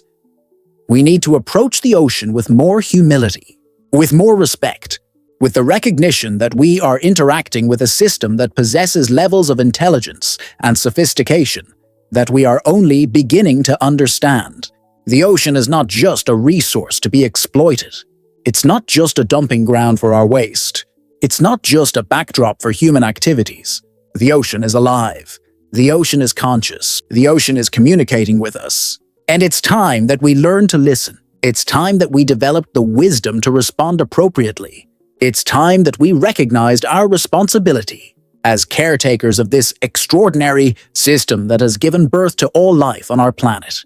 There are moments in human existence when everything we thought we understood suddenly shifts, when perspective changes, when we're forced to confront the limitations of our knowledge and our understanding. These moments often occur when we come face to face with genuine mystery, with something that cannot be easily explained, with something that challenges our fundamental assumptions about reality. And perhaps the most profound of these moments occur when we encounter the ocean in its most raw, most untamed, most powerful form. The ocean has the capacity to humble us like nothing else can, to remind us of our own insignificance, to reveal the fragility of human civilization, to demonstrate that despite all of our technology, despite all of our knowledge and engineering, we are ultimately subject to forces that we cannot control. A single storm at sea can destroy ships. A single wave can sweep away human structures that took years to build. The power of the ocean is absolute. The power of the ocean is fundamental. The power of the ocean is indifferent to human concerns or human desires. And yet, throughout human history, we have been drawn to the ocean despite this danger, despite knowing that the ocean can kill us, despite understanding that venturing onto the ocean exposes us to forces beyond our control. We have built boats. We have sailed across oceans. We have explored. We have discovered. We have risked our lives again and again in pursuit of understanding, in pursuit of knowledge, in pursuit of something that we couldn't quite articulate, but that we knew was important. The great explorers of history, those who ventured into unknown waters, those who sailed across oceans without knowing what they would find, those people were driven by more than just the desire for fame or fortune or geographical discovery.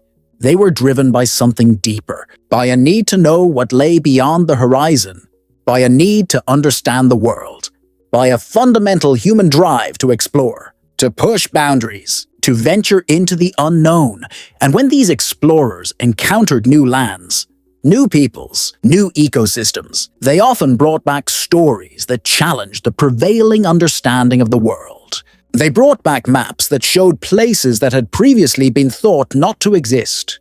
They brought back specimens of creatures that had never been documented. They brought back knowledge that forced civilizations to reconsider what they thought they knew about their own planet. But exploration also brought tragedy. It brought disease to indigenous populations. It brought exploitation. It brought colonization. It brought cultural destruction. The history of exploration is intertwined with the history of human suffering. Yet even understanding this dark side of exploration, even recognizing the tremendous harm that resulted from the age of exploration and the centuries that followed, we cannot completely dismiss the drive to explore, the drive to understand, the drive to venture into the unknown. Because that drive is fundamental to human nature. It's part of what makes us human. The desire to know, the desire to understand, the desire to push beyond our current limitations, the desire to grow and develop and expand our awareness. These desires have led to scientific advancement. They've led to technological progress. They've led to the development of medicine and art and philosophy. They've led to everything that we value in human civilization. And the ocean continues to call to us. It continues to challenge us. It continues to present us with mysteries that we haven't solved, with questions that we haven't answered, with phenomena that we don't fully understand. The ocean is reminding us that despite all of our progress, despite all of our knowledge, there is still so much that we don't know. There is still so much mystery. There is still so much to explore. Modern ocean exploration is revealing things that challenge our understanding in profound ways. We're discovering ancient underwater landscapes, canyons and mountains and plains that rival anything we find on land. We're discovering creatures in the deepest ocean trenches that seem almost impossible, yet are completely real. We're discovering evidence of lost civilizations in underwater archaeological sites. We're discovering hydrothermal vents that support entire ecosystems independent of sunlight. We're discovering that the ocean is far more complex, far more alive, far more extraordinary than we had previously imagined. And yet, for all of our technology, for all of our scientific instruments and submarines and cameras, the ocean continues to surprise us. It continues to reveal things we didn't expect. It continues to challenge our assumptions. It continues to remind us that we have barely scratched the surface of understanding our own planet. That despite our best efforts, despite our most advanced technology, the ocean remains largely mysterious. The ocean remains wild. The ocean remains untamed. Perhaps that's as it should be. Perhaps we need places on our planet that remain mysterious. Places that we cannot completely control or completely understand. Places that remind us of our own limitations. Places that inspire awe and wonder and respect. The ocean serves all of these functions. The ocean is the last great wilderness on our planet. It is the place where we are most likely to encounter the truly unknown. The place where we are most likely to come face to face with mystery. And maybe, just maybe, that's why we're drawn to it. That's why people continue to venture into the ocean. Despite the dangers. That's why explorers continue to push into deeper waters, into more remote regions, seeking to discover what lies beyond the next horizon. Because we need mystery. We need wonder. We need to know that there are still places on our planet that are largely unknown. We need to know that we haven't completely cataloged everything, that we haven't completely understood everything, that there's still something waiting to be discovered. The ocean is inviting us. It's calling us to come deeper, to venture further, to explore with respect and reverence, to approach with humility, to recognize that we are entering a realm that is far older than human civilization, a realm that is far more powerful than anything we can create, a realm that operates according to laws and principles that we are only beginning to understand. The ocean is asking us to grow, to expand our consciousness, to develop wisdom, to recognize our responsibility as temporary inhabitants of this extraordinary planet. And those who answer this call, those who venture into the ocean with open hearts and open minds, those who approach with respect and reverence, those people often return transformed, changed, awakened to the reality of a world that is far more magnificent, far more mysterious, far more alive than our daily existence typically allows us to perceive. The ocean has this power, The ocean has this capacity to transform those who encounter it fully. The ocean is waiting. It's waiting for us to listen. It's waiting for us to respond. It's waiting for us to remember that we are part of something vast and ancient and profoundly beautiful. Consider for a moment the vastness of geological time. Billions of years. Billions upon billions of years. The Earth is approximately 4.5 billion years old. Human civilization, the entire span of recorded history, is only about 5,000 years old. That means that everything we know, everything we've built, everything we've accomplished, represents less than 1,000th of 1% of Earth's history.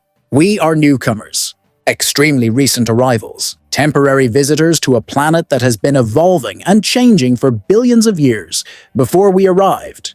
And in the context of that vast time span, civilizations rise and fall like waves. Great empires that seemed permanent, that seemed like they would last forever, have crumbled into dust. Cities that were centers of power and knowledge have been buried beneath sand and soil. Technologies have been lost. Knowledge has been forgotten. Entire ways of living have disappeared. And nature, indifferent to human concerns, continues on, continues to evolve, continues to change. The geological record is full of evidence of catastrophe. Mass extinction events, asteroid impacts, massive volcanic eruptions, climate shifts so dramatic that they fundamentally altered the conditions under which life could exist. And each time, after each catastrophe, life recovered, life adapted, life found new ways to flourish. Life is resilient in ways that we sometimes underestimate. Life is creative in ways that we sometimes fail to appreciate. Life is beautiful in ways that we sometimes miss. And yet, we are currently conducting a kind of experiment on our planet. An experiment at a scale never before attempted in Earth's history. We are changing the composition of the atmosphere. We are altering the climate. We are modifying ecosystems on a continental scale.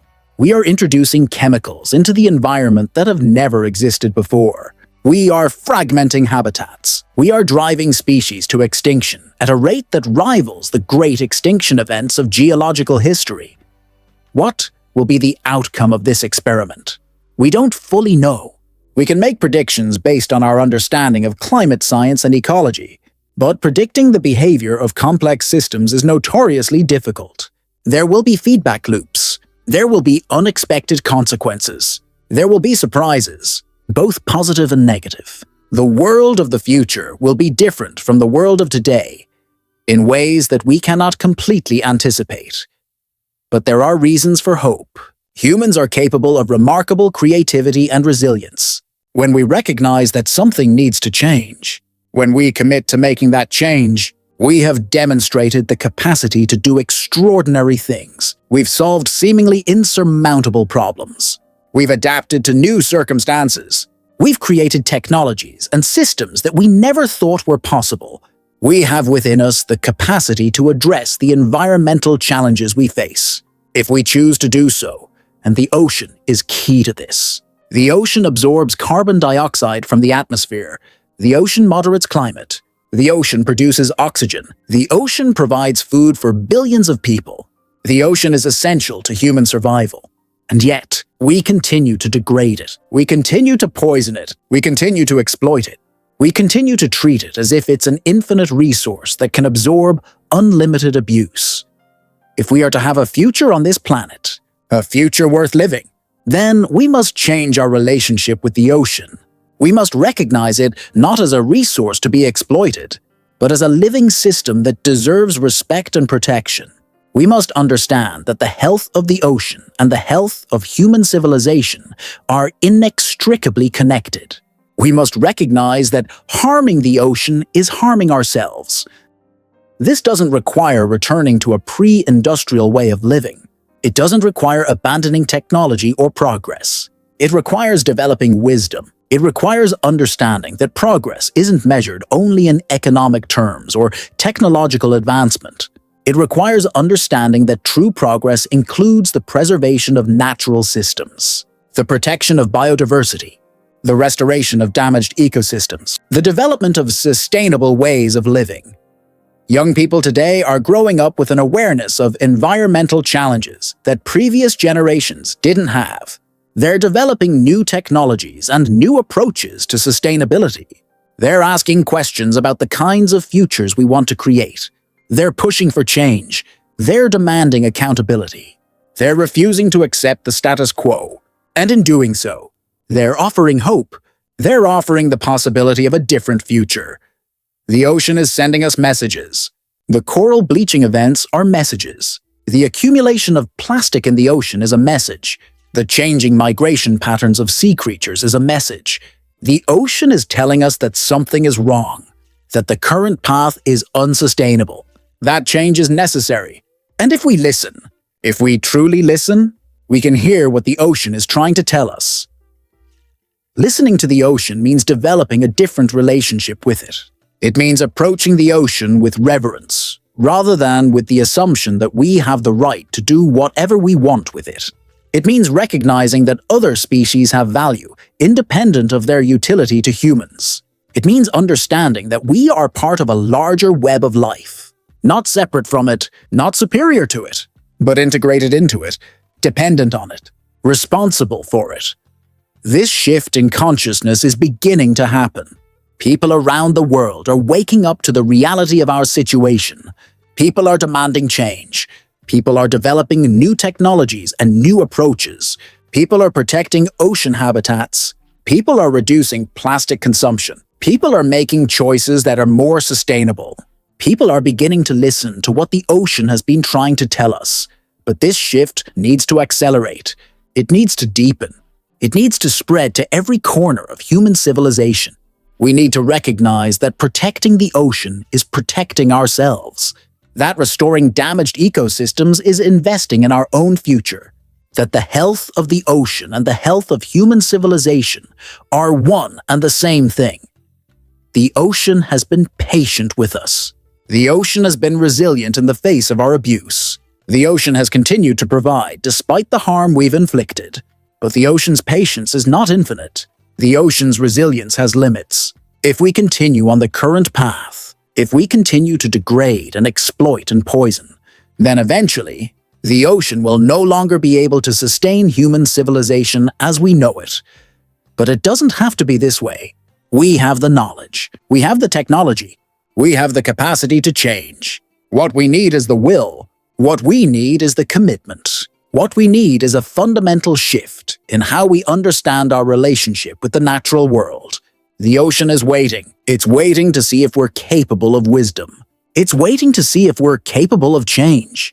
It's waiting to see if we're capable of understanding that we are not separate from nature, but part of it. And our future depends on making the right choices.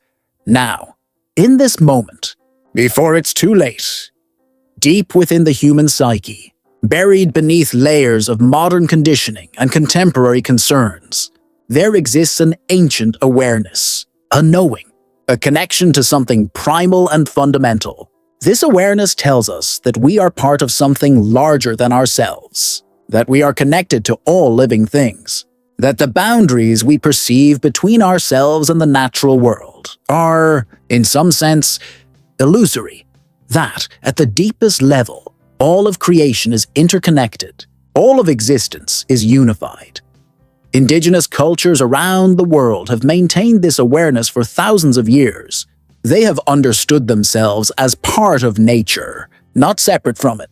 They have recognized that humans are one species among many, equal in importance, connected through webs of relationship and interdependence.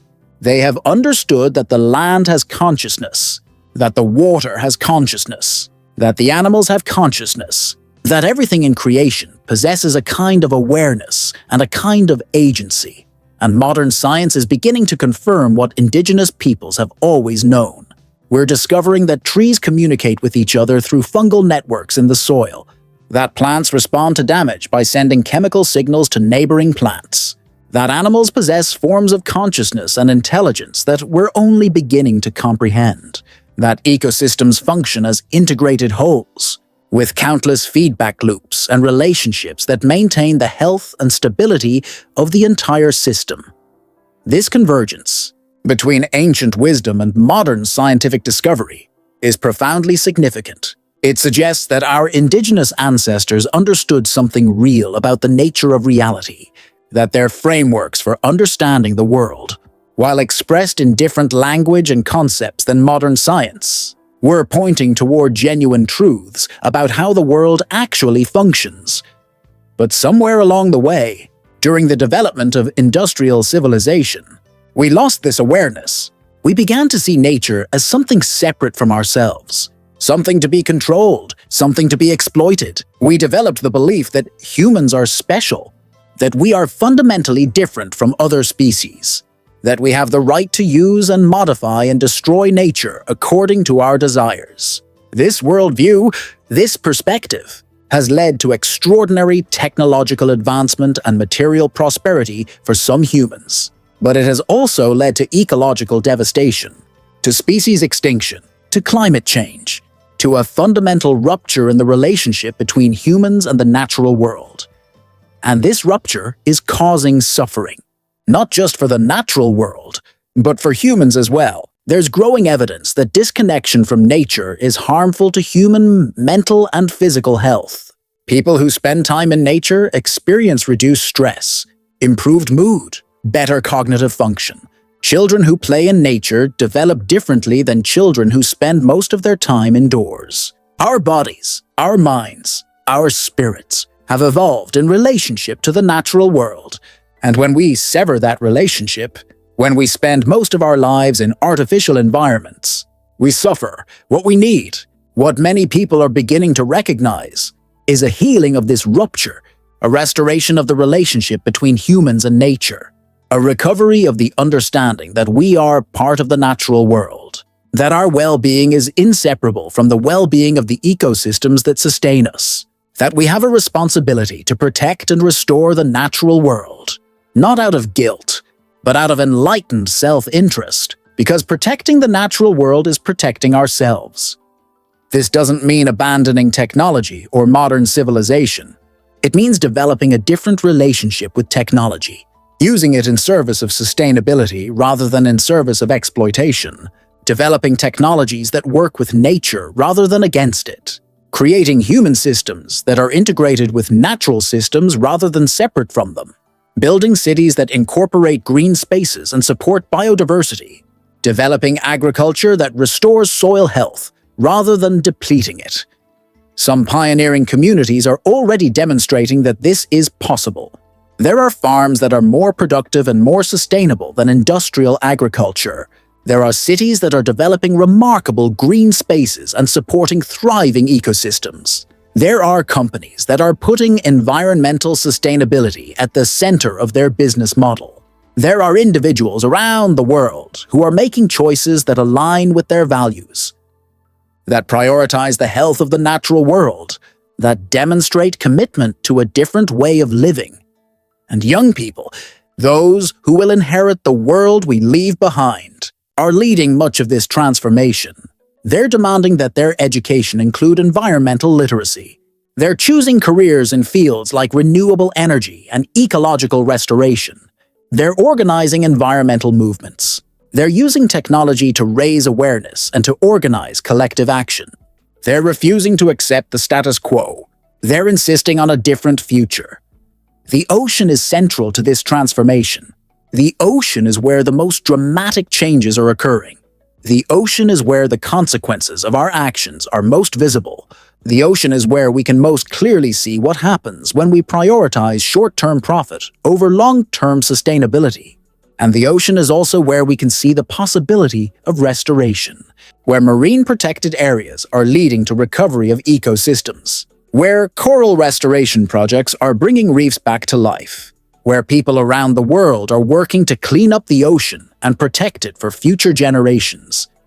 But the ocean needs more than the efforts of dedicated individuals and organizations.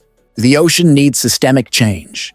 It needs policy changes at the national and international level. It needs investment in sustainable fishing practices. It needs protection of critical habitats. It needs reduction in pollution and in carbon emissions. It needs a fundamental shift in how human civilization relates to the ocean.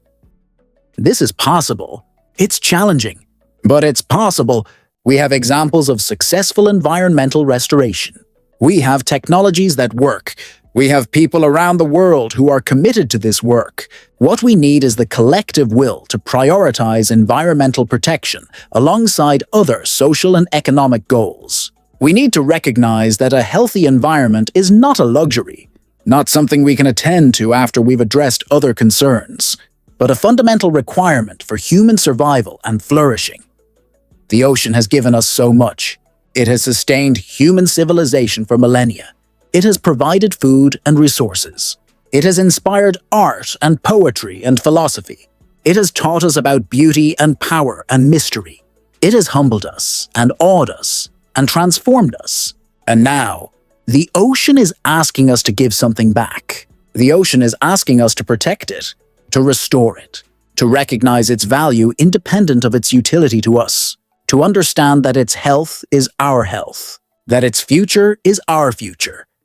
This is the great work of our time. This is the challenge that faces our generation. This is the opportunity to create a different kind of future, a future where humans and nature are in balance, where we recognize our responsibility to the other species with whom we share this planet, where we develop the wisdom to live sustainably, where we create beauty and meaning while also protecting the natural world that sustains us all. The ocean is waiting. The question is whether we're wise enough, courageous enough, to answer its call. There is a question that has haunted humanity since the beginning of consciousness, a question that appears in different forms across every culture, across every era of human civilization. The question is simple, yet profound. What is our purpose? Why are we here? What is the meaning of existence? And perhaps more pressingly, in the context of our discussion about the ocean and the natural world, what is our relationship to the larger web of life? What role are we meant to play in the story of creation? These are not new questions. Philosophers have grappled with them for thousands of years. Religions have offered various answers. Scientists have approached them from different angles. And yet, despite all of this contemplation, despite all of this seeking, the fundamental questions remain. They remain because they point towards something real, something that matters deeply to human consciousness, something that we cannot ignore without becoming diminished in some way.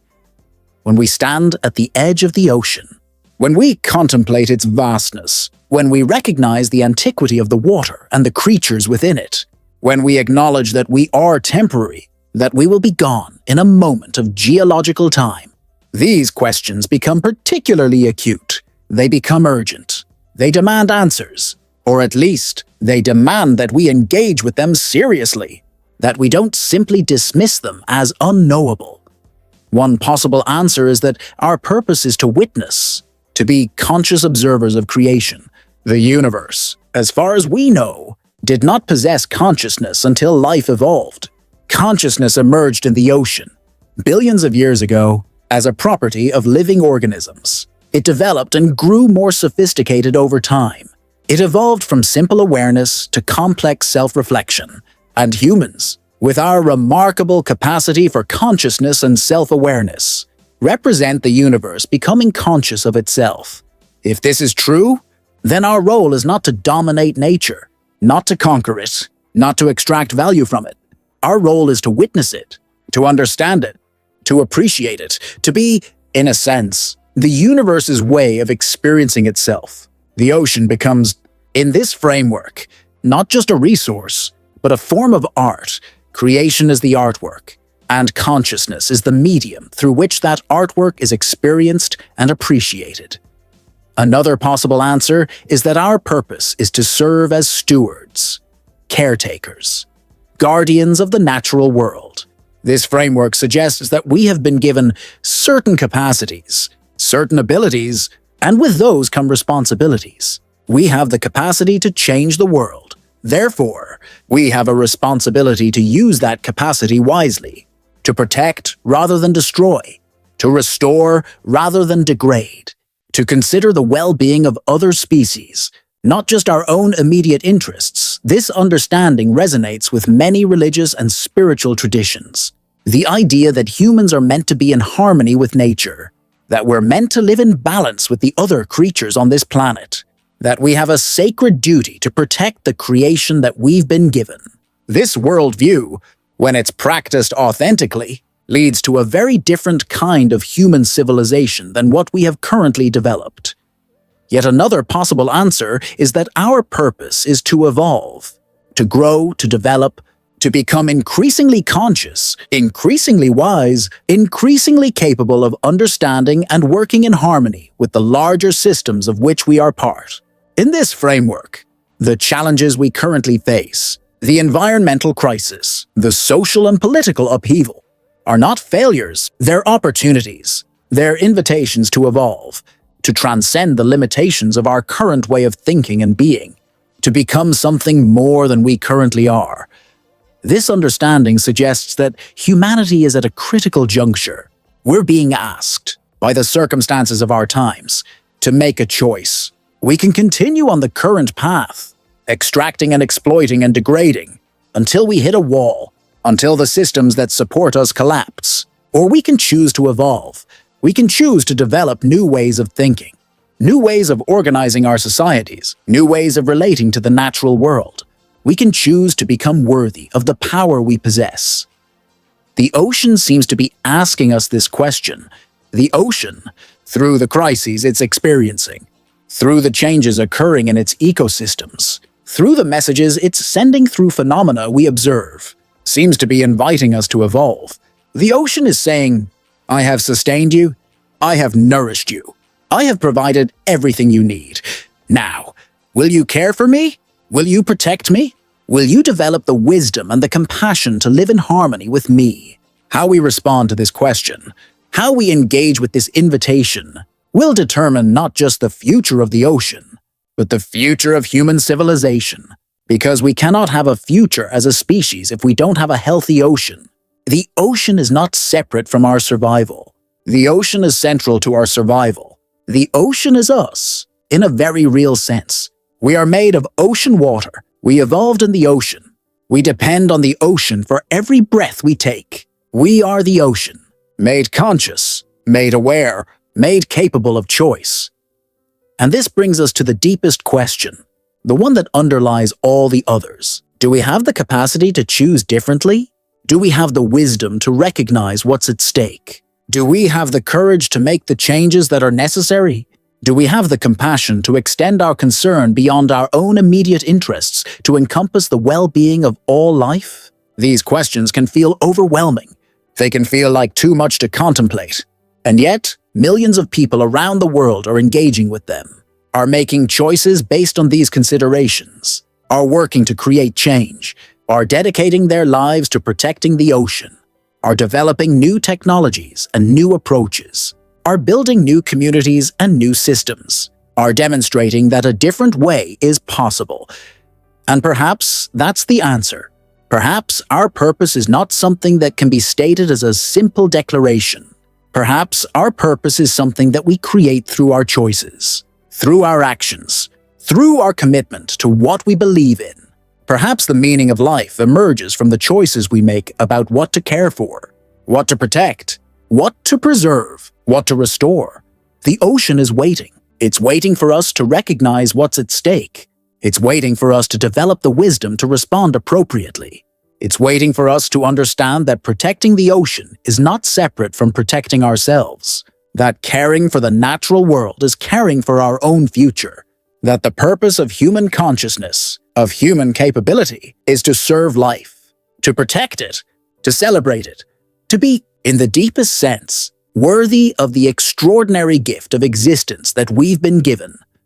What if everything we've been told about reality is incomplete?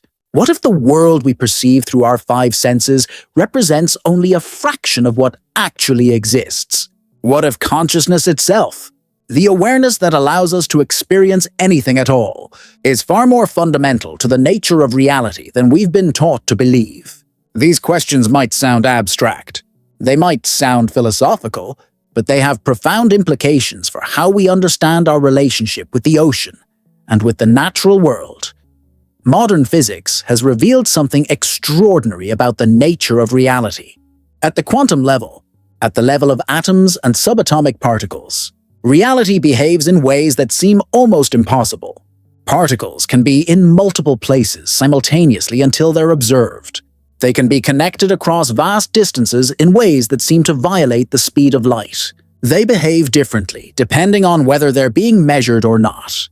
The observer, the conscious entity doing the measuring, seems to play a role in determining what manifests in physical reality. This is not mysticism. This is not New Age speculation. This is established science. Quantum mechanics, one of the most successful scientific theories ever developed, consistently demonstrates that reality at the fundamental level is far stranger, far more mysterious, far more interconnected than our everyday experience suggests. And if consciousness plays a role at the quantum level, then what does that mean about consciousness at larger scales? What does that mean about the consciousness of the ocean? Indigenous peoples have spoken for thousands of years about the earth being alive, about the land having spirit, about the water being conscious. Modern civilization has largely dismissed these ideas as primitive superstition. But what if they were pointing towards something real? What if consciousness is not limited to creatures with brains? What if consciousness is a fundamental property of reality itself, present at all scales, manifesting in different ways in different systems? There's growing scientific interest in systems thinking, in understanding how complex systems behave. And one of the discoveries is that complex systems often exhibit properties that cannot be predicted from understanding their individual components. These emergent properties arise from the interactions within the system. The whole becomes more than the sum of its parts. The system begins to behave in ways that seem almost purposeful, almost conscious. The ocean is unquestionably a complex system, perhaps the most complex system on our planet. Countless organisms interacting with each other and with their environment. Countless feedback loops. Countless processes occurring simultaneously at different scales. Chemical processes, biological processes, geological processes, all interconnected, all influencing each other, creating a system that maintains its own stability, that responds to disturbances, that evolves over time. Does this mean the ocean is conscious? In the way that humans are conscious? Probably not. But it might mean that the ocean possesses a form of awareness that we don't readily recognize. A distributed intelligence, a kind of knowing that emerges from the interactions of countless components. A responsiveness that goes beyond what we typically attribute to non-living systems. And if this is true, if the ocean possesses some form of consciousness or awareness, then our relationship with it becomes something far more significant than a simple matter of resource management. It becomes a relationship between conscious entities. It becomes something that requires respect, requires reciprocity, requires recognition that we are interacting with something that is, in its own way, aware and responsive. This understanding changes everything. It changes how we think about fishing, how we think about pollution, how we think about our impact on ocean ecosystems. It's no longer just about sustainability in an economic or ecological sense. It becomes about ethics, about morality, about treating other forms of consciousness with respect and consideration. People who spend significant time in and around the ocean often report feeling something that goes beyond simple appreciation of beauty. They report feeling a presence, a sense of connection, a recognition that they're interacting with something alive and aware. Surfers talk about it, divers talk about it, sailors talk about it. Those who work on the ocean for their livelihood often develop a deep respect, almost a reverence, for the ocean that goes beyond rational explanation. Is this all just projection? Are humans simply imposing their own consciousness onto a non-conscious system? Perhaps, but perhaps not. Perhaps these people are actually perceiving something real. Perhaps they're picking up on signals, on patterns, on forms of communication that exist outside the normal channels that we recognize. Perhaps the ocean is, in its own way, communicating with those who are open to listening. This idea might seem far-fetched to some. It might seem like wishful thinking or romantic fantasy.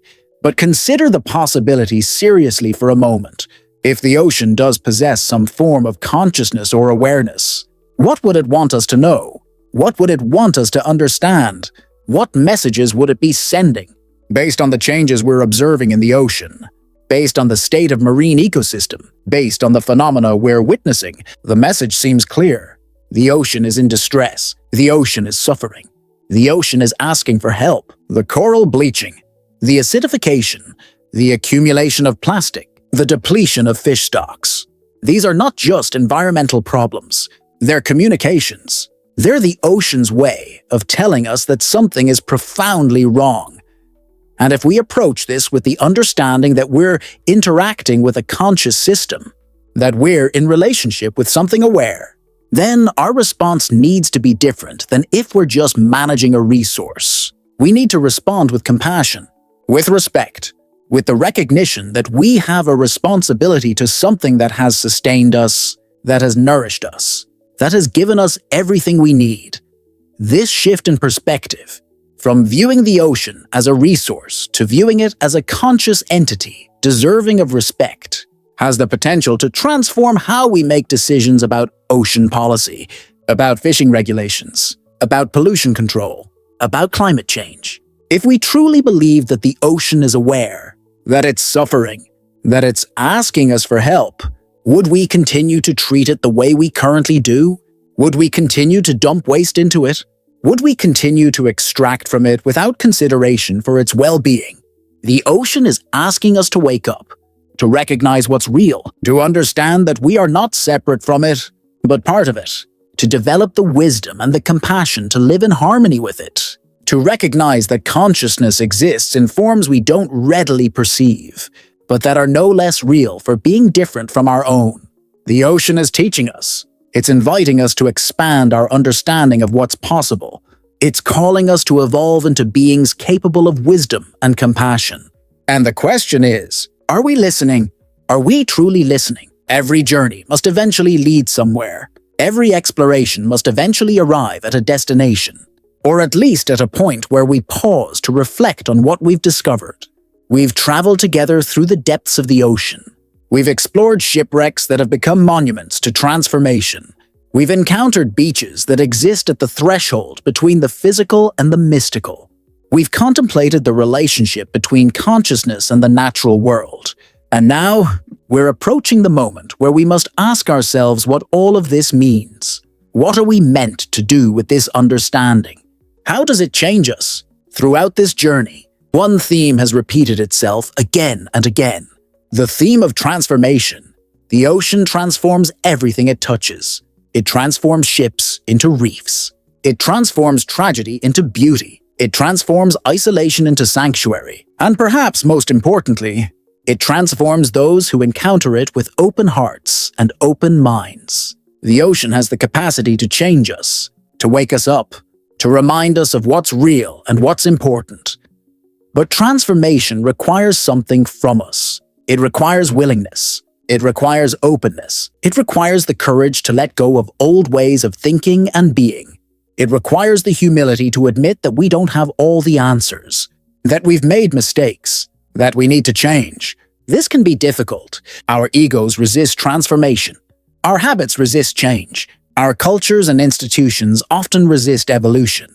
But the alternative? The alternative to transformation is stagnation, and ultimately, extinction. We are living in a pivotal moment in human history. The decisions we make in the next few years, in the next few decades, will determine the future of our species and the future of countless other species with whom we share this planet. We can choose to continue on the current path, extracting and consuming and degrading, until the system that support life collapse. Or we can choose transformation. We can choose to evolve. We can choose to develop new ways of living that are in harmony with the natural world. And this transformation begins with individuals. It begins with each person who chooses to wake up, who chooses to see what's real, who chooses to act in alignment with their deepest values rather than simply following the patterns of contemporary culture. It begins with small choices, choosing to reduce plastic consumption, choosing to support sustainable businesses, choosing to educate ourselves about environmental issues, choosing to speak up when we see harm being done to the natural world. These individual choices might seem small. They might seem insignificant in the face of global problems. But they're not. Because individual choices aggregate into cultural shifts. Cultural shifts lead to policy changes. Policy changes lead to systemic transformation. The great movements of history, the movements that have changed civilization, have always begun with individuals who decided that things needed to change, who decided that they were going to be part of that change, who decided that their actions mattered, even if they couldn't see the immediate results. The ocean is calling each of us individually. It's asking each person, what will you do? How will you respond? Will you be part of the transformation? Will you be part of the solution? Will you develop the wisdom and the courage to live differently? These questions are not abstract. They're immediate. They're personal. They require answers. Not someday, but now, in this moment, in the choices we make today. And beyond the practical choices, beyond the decisions about consumption and sustainability, the ocean is also calling us to a deeper transformation. A transformation of consciousness itself. It's calling us to recognize our fundamental interconnection with all of life, to understand that we are not separate from nature, but expressions of it, to develop a sense of reverence and respect for the natural world, to approach creation with humility and wonder rather than with the assumption that we have the right to dominate and control. This transformation of consciousness is perhaps the most important shift of all, because from it, all the practical changes naturally follow. When we truly understand that the ocean's health is our health, that the well-being of other species matters as much as our own well-being, that we are temporary visitors to a planet that will exist long after we're gone, then our choices change, our priorities shift. We begin to live differently, not out of obligation or guilt, but out of recognition of what's real and what's true. The locations we've explored together, the Solomon Ocean with its history written in shipwrecks, the SS Jungala transformed from tragedy to beauty, the ancient ruins beneath the Atlantic whispering of lost civilizations, the Thistlegorm serving as both memorial and sanctuary, the Great Blue Hole revealing geological time, the sandbars and beaches that exist at the edge of mystery. All of these places are teaching us the same lesson. They're teaching us that transformation is possible, that beauty emerges from unexpected places, that what seems permanent can change, that the world is more mysterious, more alive, more conscious than we typically acknowledge. These places are also reminding us that we are not alone, that we are part of something vast and ancient and profoundly beautiful, that our lives, however brief, are part of a larger story, the story of life on Earth. The story of consciousness emerging from the ocean and gradually becoming aware of itself. The story of a species learning, slowly, painfully, to live in harmony with the world that created it. And perhaps that's the ultimate purpose of exploration, not just to discover new places, but to discover ourselves, to understand who we are in relation to the larger whole, to recognize our place in the story, to accept our responsibility, to develop the wisdom to use our remarkable capacities in service of life rather than in service of destruction. The ocean has been patient with us. It has continued to sustain us despite our abuse. It has continued to inspire us despite our neglect. It has continued to teach us despite our refusal to listen. But the ocean cannot wait forever. The time for transformation is now. The time for wisdom is now. The time for each of us to decide who we want to be. What kind of future we want to create is now. The ocean is waiting for our answer. It's waiting for us to demonstrate that we're capable of change, that we're capable of growth, that we're capable of becoming worthy of the extraordinary gift of existence that we've been given. What will our answer be? What choice will we make? The next section, the final section of our journey, will explore these questions more deeply. And it will invite you to become part of something larger, something important, something that matters. Stay with me as we complete this exploration and discover what the ocean has been trying to tell us all along. We've reached the end of our journey together. Or perhaps, more accurately, we've reached the beginning. Because everything we've explored, everything we've contemplated, everything we've discovered about the ocean and about ourselves, is really just an invitation to begin living differently, to begin seeing differently, to begin understanding our place in the vast web of existence that connects all things. The ocean has always been humanity's greatest teacher. It taught our ancestors about patience, about resilience, about the cycles of life and death and rebirth. It taught them about respect for forces greater than themselves. It taught them about mystery, about the limits of human understanding, about the importance of humility in the face of the infinite. And it continues to teach us these lessons today, if we're willing to learn. But the ocean is also asking us questions. Profound questions. Questions that don't have simple answers, but that demand our engagement nonetheless. These are the questions that define what it means to be human in this particular moment of history. These are the questions that will determine whether we have a future worth living. The first question the ocean asks is this: what is the purpose of consciousness? Why did the universe, through billions of years of evolution, create beings capable of awareness, capable of reflection, capable of asking questions about their own existence? Are we simply accidents of chemistry and physics?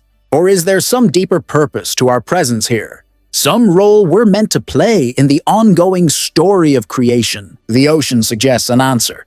The answer is that consciousness exists to witness creation, to experience beauty, to transform meaningless matter into meaningful experience. We are the universe's way of knowing itself. The ocean, the mountains, the stars, all exist whether we're here or not, but they only become beautiful. They only acquire meaning when consciousness perceives them, when awareness recognizes them, when we stand at the edge of the ocean and feel awe at its vastness. In that moment, we're fulfilling our purpose. We're doing what consciousness does. We are transforming physical reality into experience. The second question the ocean asks is, what is our relationship to other forms of life? Are we separate from nature, superior to it, or are we simply one species among millions, equal in value, interconnected in ways we're only beginning to understand? The modern world has operated under the assumption that humans are fundamentally different from other life, that we have the right to use and modify and destroy other species according to our needs and desires. But the ocean teaches us differently. The ocean shows us that we are made of the same materials as every other living thing, that we breathe the oxygen produced by ocean organisms, that we depend on ecosystems that we did not create and cannot recreate, that our survival is absolutely dependent on the health of systems far larger and older than human civilization. We are not separate from nature. We are expressions of nature. We are the ocean, made conscious, made capable of choice. The third question the ocean asks is, what kind of ancestors do we want to be? What legacy do we want to leave for those who come after us? Every decision we make, every choice about how to live, creates the conditions that future generations will inherit. We are creating their world right now. Through our actions, through our consumption, through our treatment of the natural world. What do we want them to find when they look back at us? What do we want them to say about this generation? The ocean answers this question too. The ocean says that we have a choice. We can continue degrading the natural world, extracting and consuming until the systems collapse, leaving future generations with a diminished planet and a legacy of destruction. Or we can choose differently. We can choose to be the generation that woke up, that recognized what was at stake, that developed the wisdom to change course, that restored rather than destroyed, that protected rather than exploited, that became worthy of the extraordinary gift of existence. These questions about consciousness and connection and legacy are not separate from the practical challenges we face. They're not abstract philosophical musings with no real-world relevance. These questions determine how we respond to climate change, how we make decisions about ocean protection, how we organize our economies and our societies, how we treat other species, how we live our individual lives. Everything connects, everything matters, and so we arrive at this moment, this choice, this opportunity. The ocean has taught us, the ocean has inspired us, the ocean has challenged us, and now the ocean is asking us to respond. to demonstrate that we've learned, to show that we're capable of transformation, to prove that consciousness, that remarkable gift of awareness, comes with the capacity for wisdom. What will you do with what you've learned? How will you respond to what you've experienced? Will you continue living the way you've always lived, or will you allow this journey to change you? Will you become part of the transformation that our world so desperately needs? The choice is yours. It's always been yours, and the ocean is waiting to see what you'll decide. If you've felt something shift inside you during this journey, if you've experienced even a moment of connection to something larger than yourself, if you've caught a glimpse of the mystery and beauty that exists in our world, then I invite you to continue this exploration. Subscribe to Unseen Ice Worlds and hit the bell icon so you never miss our journeys into the planet's most mysterious places. Let me leave you with these final thoughts. Why do we seek mystery? What draws us to the unknown? How do cultures across the world find meaning in the vastness of the ocean and the universe? The answer is that mystery reminds us we're alive. It awakens us from the sleepwalking of ordinary existence. Cultures worldwide have always revered the ocean because it represents the infinite, the eternal, the source from which all life emerges. The ocean is our origin and our teacher. It shows us that we are small, yet part of something magnificent, that we are temporary, yet connected to the eternal, that we are individuals, yet unified with all existence. This is the wisdom the ocean has been offering since the beginning. This is the truth that awaits anyone brave enough to listen. The ocean speaks. The question is, are you ready to hear it?